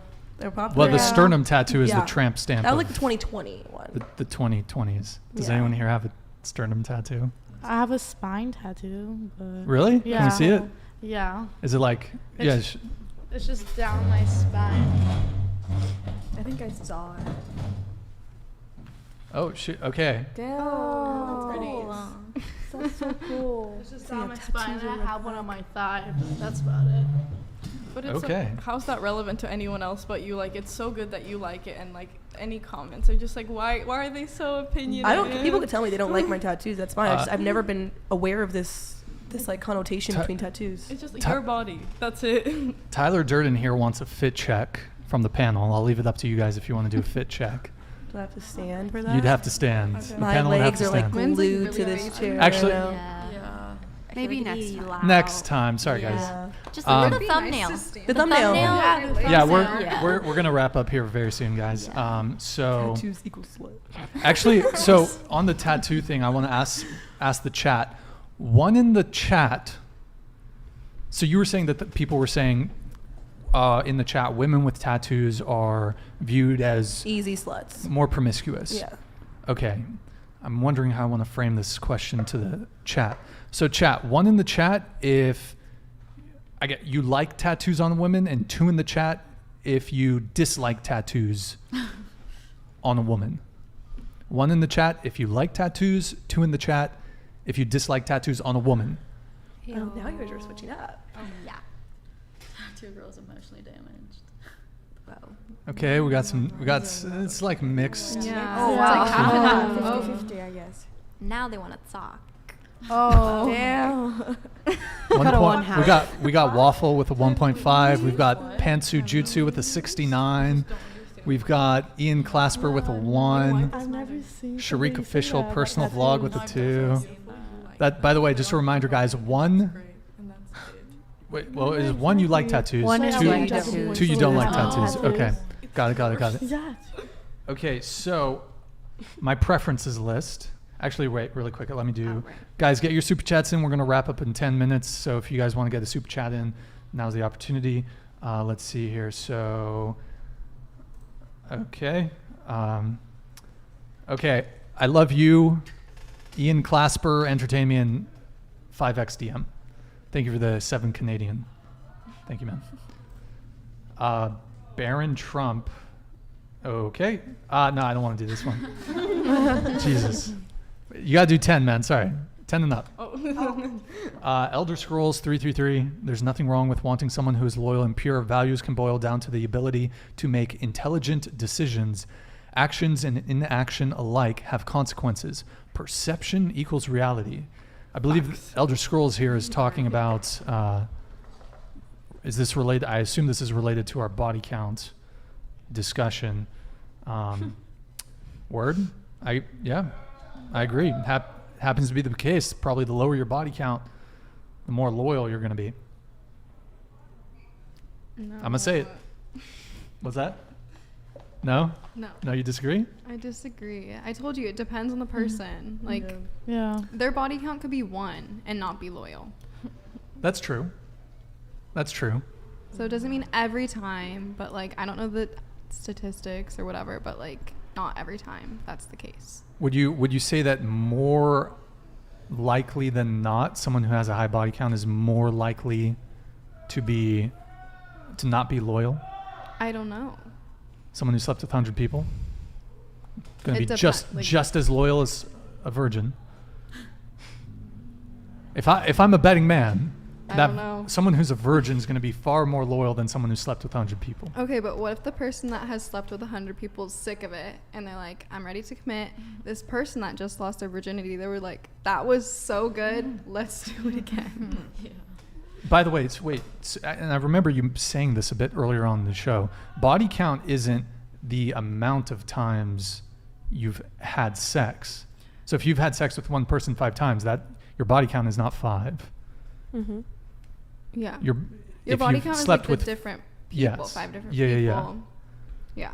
But so you're saying if someone is a virgin who sleeps with someone and they're going to think, oh, that's awesome, let me go do it with a whole bunch of other people? Or I would assume if someone's a virgin, they're going to want to continue doing it with that person. Well, Maybe. you never know. Maybe. Yeah. Don't assume. Hey, it's 2022. You never know. You Yeah. never know. There's some crazy shit going on. Okay.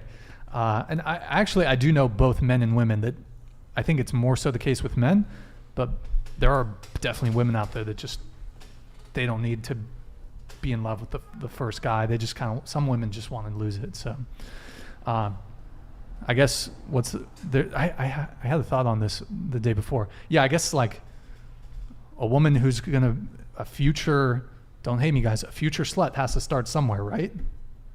Someone who's promiscuous has to start somewhere, right? If it's foregone conclusion that she's going to be promiscuous, she's going to lose her virginity at some point. So, okay, Bridget McCabe with the $10 super chat. Your whole career is based on feeding into misogyny and incel behavior. All these girls slayed. Okay, Bridget McCabe, hater.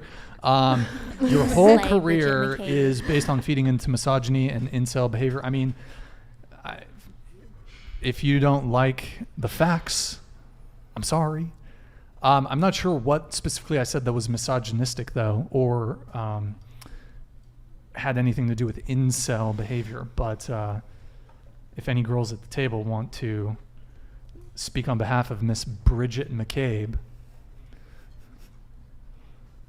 if any of you think I'm a misogynist, you can say it. I don't think I've said anything which would indicate that I hate women or that I am have some sort of disdain for women. But It's like, I think it's more of the value, like how you see women's value, I think makes me rather uncomfortable. But is this your friend in the but chat? no, I don't know if I that think is it's my actually friend. really, but and I would never do that. But like, I don't know if that's entirely misogynistic, but that's kind of unpleasant to hear that men's value is somehow based in other things. What do you mean? I really don't want to go back to the body count thing. I really don't. We've talked about this for like 40 Yeah, minutes. yeah. But Well, okay, so I want to make something clear. Like, so as far as your value as a human, I mean that your body count that's not a factor there. But when it comes to making, and we all make judgments, whether you guys want to admit it or not, we all make judgments about the people that we're potentially going to be partnering with, sleeping with, hooking up with, having long-term relationships with, marrying even. So we all make sort of these judgment calls. So, I mean, from a human rights perspective or whatever, like, I believe, of course, like, I see the value in both men and women, but for me, for my preferences, for a preference, for a standard, for a boundary, body count matters to me. So it's not so much about your value as a human being, but I mean, we all make value calls, we all make judgment calls when it comes to potential partners. In the same way, like most of you just said, like, I want to date a guy who's taller than me. That is a numerical measurement.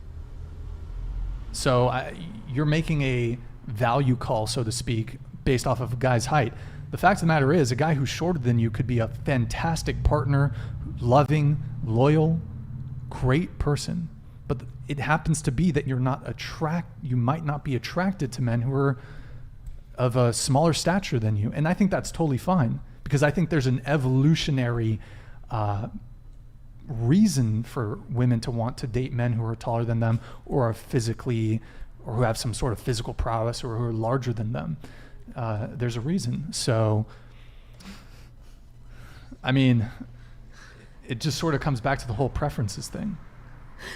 Esther, come on. I think I'm going to stay silent. I don't want to promote further discussion. Thank you. No, but I mean, sure, okay. So, sorry, hold on, we got a super chat here. What the fuck? Okay. Sorry, man, you got to do $10 and over. Nicholas Val, $10 super chat. What y'all rate yourselves in terms of looks from 1 to 10, and what is your least attractive attribute? Didn't we already do this with Stifler? You did a look or rate yourself, yeah. Yeah. So I mean, yeah. Sorry, Nicholas. We already kind of did it. I don't know if you want to like look back. So, yeah. I guess he is asking about what you think your least attractive attribute is. I mean, if you guys want to answer, if you guys have something you're self-conscious about, sure, I guess. You don't have to answer if you don't want to. I don't like my nose sometimes from the side. Like, it's kind of bothers me. I don't like my nose. Same. Big nose crew. I think I have a big head. Team big nose. Thank you. Yeah. Nope. Okay. Cool. So I said I would talk about a couple preferences here, and then we're going to wrap up. Final thing, and then we'll watch a video to wrap it up. I mean, or we could try to wrap up a bit sooner. I'll leave it up to you guys because we have gone a bit over. So we can just watch the video, wrap up, or I did mention before, I could go down a list of some things that men want in women. Let's do the list. Let's do the Sure. list. It's not too long. It's not too long. So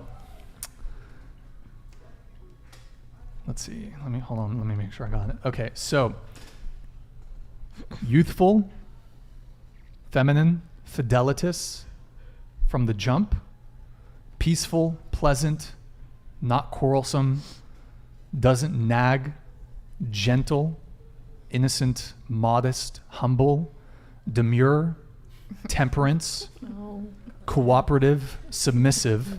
And submissive gets a bad rap, but outside the bedroom here, we're talking about willful cooperation, follows your lead, not obese, fit, petite. And then men can go either way on this one. Some men like big boobs, some men like small boobs. I'm not gonna front. I'm kind of team small boobs. Okay, fat ass, does not have plastic surgery, so no BBL, no fake breasts, no lipo, no fake lips, doesn't cake on makeup, or wears no makeup, has long hair, shaves her body hair, hasn't slept with a lot of men, so low body count, not a single mother, doesn't party, doesn't go to bars, clubs, drinks in moderation, or doesn't drink at all. Those are a few. This is your compiled list. A tough Pokemon. This is not necessarily. I mean, a lot of these things, yes, I would like in a partner. Oh, so this is like general. It's not But, yours. I mean, I have to agree with a lot of the things on this list here. Oh. But I mean, I mentioned big boobs. Like, I don't really. Yeah. Big boobs are great, whatever. But like, I don't really care. But this is more generally just some things that men want. It's not. Oh, okay. It's a fairly robust list. I don't think it's everything that guys want. Some guys might not want some of these things, but I think this is what a lot of men would want. Yeah. Anybody? Interesting. I saw a couple grimaces while I was reading that list. Was there anything anyone wanted to come in on? Do you guys have requirements before you fuck somebody too, or just the actual relationship? So, because I know a lot of those things don't go on with. Sure. So what I would say is that, and this also actually comes down to back to body count too a little bit. If we're just gonna sleep with a girl, we're gonna be less concerned about body count. For long-term serious relationships, marriage, life partner, long-term relationship, body count becomes much more important. I mean, I would still say, even for a hookup for me, and I think for a lot of guys, if all things, would we prefer someone with a low body count even for a one-night stand? Yes. But Sorry, what was your question again? Oh my god, like for that whole list. Like, so how many times do you think on the actual list, like, do you guys actually like make somebody like check off these requirements? Like, I feel like you guys say that, but then it comes down to it, it's like whatever girl responds the most to you out of that week is might gonna be your new girlfriend. Sure. Well, so that's a really good question. And you raised two really good points there. So when it comes to something casual, men are going to be more forgiving on their preferences. If they just want to get laid, like, they're going to let probably a lot of stuff slide. But when it comes to a serious relationship, then they're going to have much more stringent standards, preferences, and boundaries for women. And sorry, what was the last part that you just said there? So like when you do actually, it's time for a relationship, you're settling down, picking the one, how often do you guys actually check off most of those boxes? I feel like it's like, is it like 2, 3, you get to check off 2, 3, cool, like is there like a... Yeah. Well, I think the big thing is that most men don't have, like, a lot of men don't really have much of a say for a lot of this stuff. So a lot of guys are... It's very, like I said, it's hard for men to get laid. It's hard for men to get women. So most men will tolerate a lot of stuff just to get laid. And if they can continue seeing that girl, a lot of dudes are simps. They will tolerate a lot. Because most men don't have the same level of abundance that women have. So women, you guys have an abundance mentality. Like, you can get a lot of dudes. Like, you might be talking to a couple different guys. Like, there's a couple different guys that are pursuing you, that are courting you. But most men don't have, they're not in a very strong negotiating position, let's say, when it comes to dating women. So as far as there being a checklist and like, oh, she's got to do this, this, and this. Honestly, most men just don't be obese, be pleasant, and fuck them. For most men, that's probably all you need to do. But there are definitely men out there that are going to want you to bring more. And I think where some women kind of can get into some issues where men are not willing to commit to them, you're just not bringing enough to the table. If pussy is all you're offering, pussy is all men are going to want.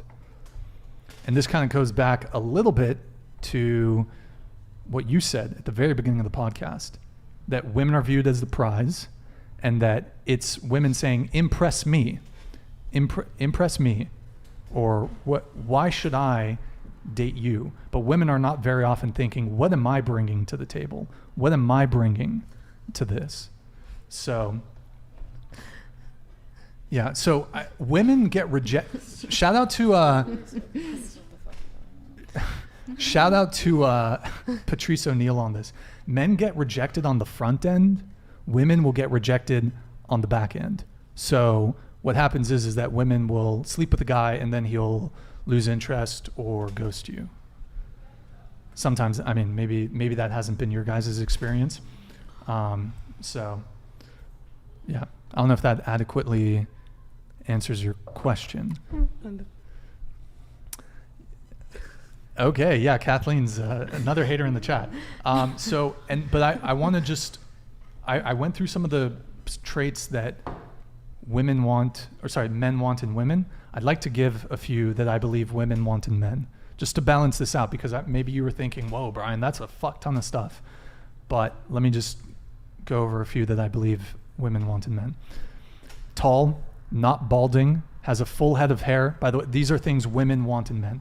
Tall, not balding, has a full head of hair, muscular, fit, strong, didn't skip leg day, nice forearms, wide shoulders, six-pack abs, large peen, clean shaven, or some women, like a mustache or a beard, but it can go in either way. Dresses nicely, who can protect her, who can provide, who's confident, masculine, dominant, ambitious, successful, financially well off, matches or exceeds your level of education, matches or exceeds you socioeconomically, chivalrous, pays for dates, decisive, leader, charming, witty, can carry a conversation, good communicator, treats you like a queen, whatever that means, even though you're court jester at best. Okay, funny, except not you guys, of course, but funny, exciting, tells good stories, intelligent, competent, handy, doesn't live with his parents, doesn't play video games, doesn't watch porn,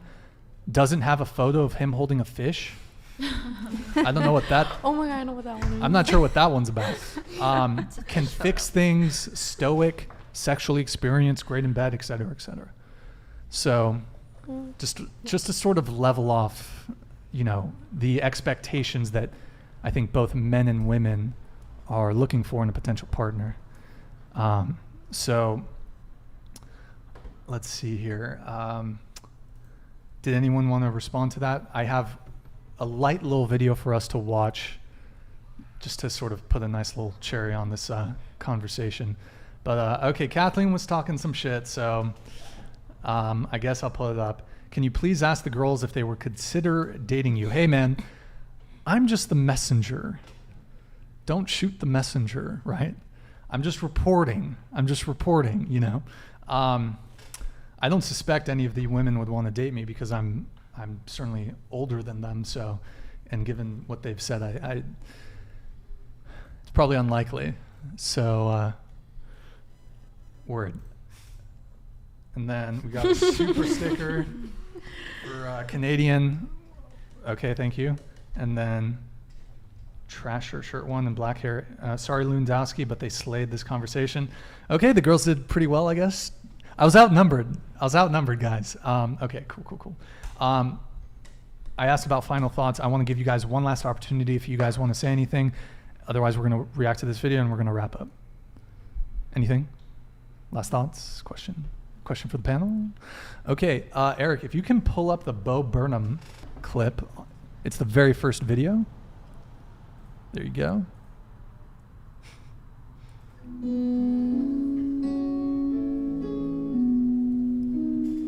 We all want love. Eric, can you boost the volume a little bit? How many single ladies out there looking for love tonight?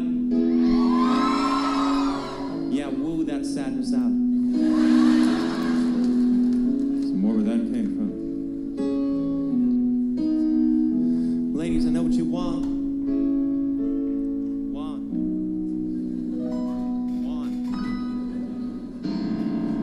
You want a guy that's sweet, a guy that's tough, a feminist who likes to pay for stuff, the kind of guy that gets along with your friends without being attracted to any of them. A good boy, a bad boy, a good bad boy, a half good, half bad, half boy. Loves your brother sensitive but not weekend. Is a great lover, calls your mother on the weekend. Now you might think that this guy only exists in your mind.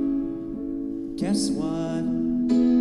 You're right. If you want love, lower your expectations a few, because Prince Charming would never settle for you. If you want love, just pick a guy and love him, and if he's got a thing for feet, say fuck it, sweep me off them. Now, the good thing is that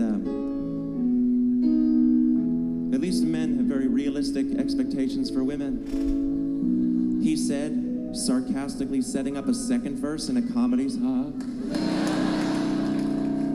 You want a girl that's nice, a girl that's not obsessed with her looks, but is insanely hot. The kind of girl that you can show to your folks, loves the movies that you like and always laughs at your jokes.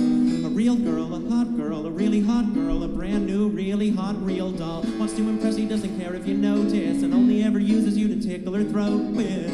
Now you might think that this girl only exists in your mind, but she's real, but last week she died. If you want love, lower your expectations a lot. You might think your dick is a gift, I promise it's not. If you want love, just pick a girl and love her, then whip out your dick and let the girl you love decline the offer. I don't want a neat freak, I don't want a slob, somebody with bedhead in a dead-end job, 'cause I won't settle for less than perfect.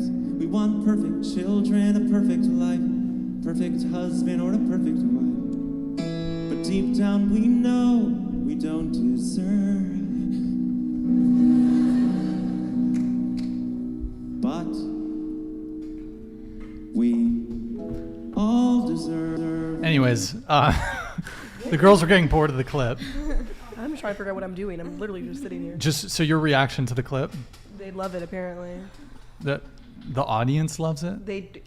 I guess you guys didn't love it so much. You guys were thoroughly bored with it. Okay, cool. So that wraps up the show, guys.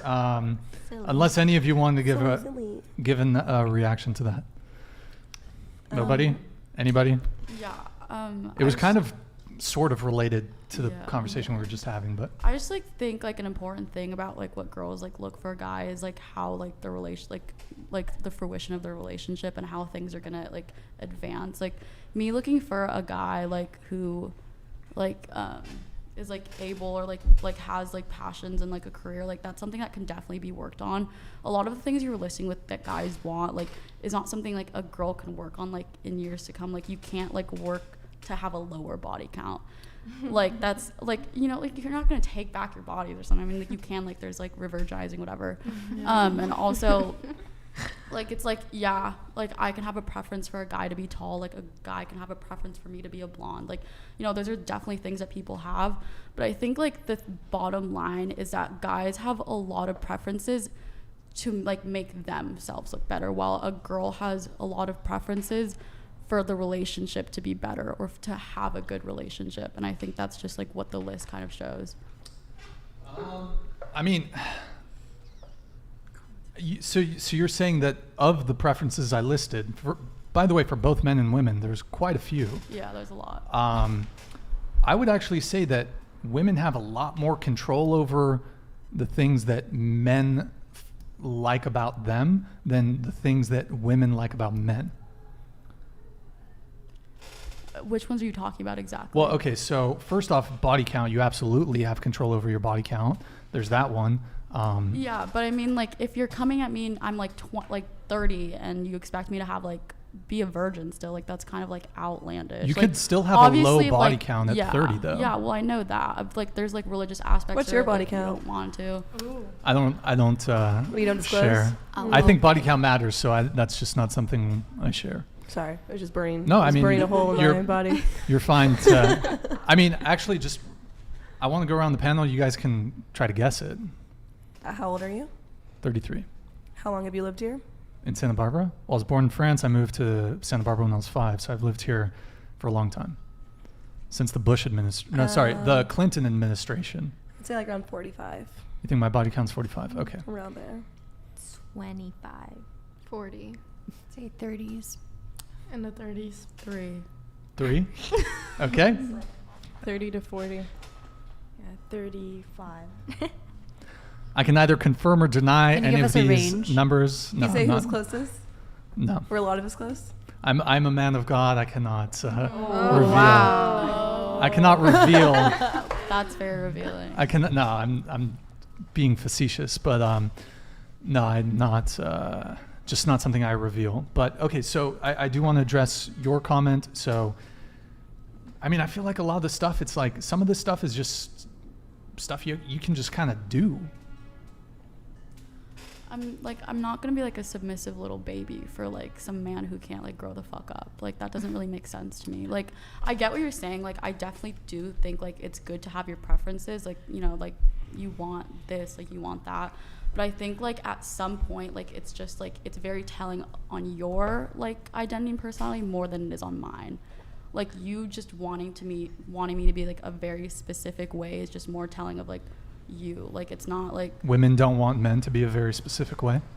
No, that's not what I'm saying at all. I'm just saying you have your preferences, right? That's are you talking about me specifically, or no, are you I'm talking saying about everybody. Everyone's just saying oh, they can't address that people have preferences. I'm addressing that people have preferences. I have preferences. I think just the big issue is what does it tell about you? And that's what I'm trying to look at. Women are men will look at a girl's preference and that'll tell something about them, while I'll look at men's preference and tell something about them. I'm not saying it's okay. You're stupid for thinking this and that. I'm just saying there's a lot you get off from how there's a lot you get off from a person from what they find is the most, what they prioritize in a girl. Well, that's also why it's important to find someone that meets your preferences and not trying to make someone match to your preferences, because typically if somebody has preferences set and somebody's meeting all those preferences, then they probably already are the type of person that they're wanting. But like if you know you meet somebody and you're trying to make them change to fit everything you like, because maybe a couple of things are good about them, then yeah, it's probably not going to work because you guys aren't meant to be together to begin with. Verks thinks it's 25 divided by 3. So I guess it's for the body count thing, it's multiply for women and divide by 3 for men, apparently. I don't know if there's any truth to it. Anyways, but so your initial thing was, though, that of the list, there were things that you took issue with, some of the preferences that I said some men have, right? Well, I feel like we've been talking about body count this whole time, so that's what I was like referring to mostly. Okay, mostly the body count thing. Okay. I mean, I don't honestly remember like what all the lists said. Yeah. Yeah. Okay. So I'm like not on my brain. Yeah, well, we can run it back if you want. We can discuss some of this. No, that's okay. I have an 8 a.m. tomorrow. No, I mean run it. Never mind. Okay. Anyways, that is it for today's show, guys. I want to give a big thank you to the lovely panel for coming on. You guys were great. Really appreciate you guys. I know we disagreed on stuff. I know we debated some stuff, but I genuinely appreciate it. I think it's good to be able to have conversations like these. If we're not able to talk, if we're not able to disagree, then communication doesn't happen. So big thank you to all you guys for coming on. Sorry that we ran a little bit late, guys. We did get started a little bit late, but we're going to get you home soon. So yeah, and thank you to the audience for tuning in. You could have been doing anything else, but you're here with me. I appreciate that. We will be live again. Sorry, guys, I'm starting to slur my words. We will be live again Thursday at 7 p.m.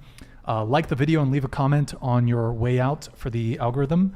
Thanks again to the panel. Thank you guys again for watching. And we will see you guys next time. Have a good night, guys.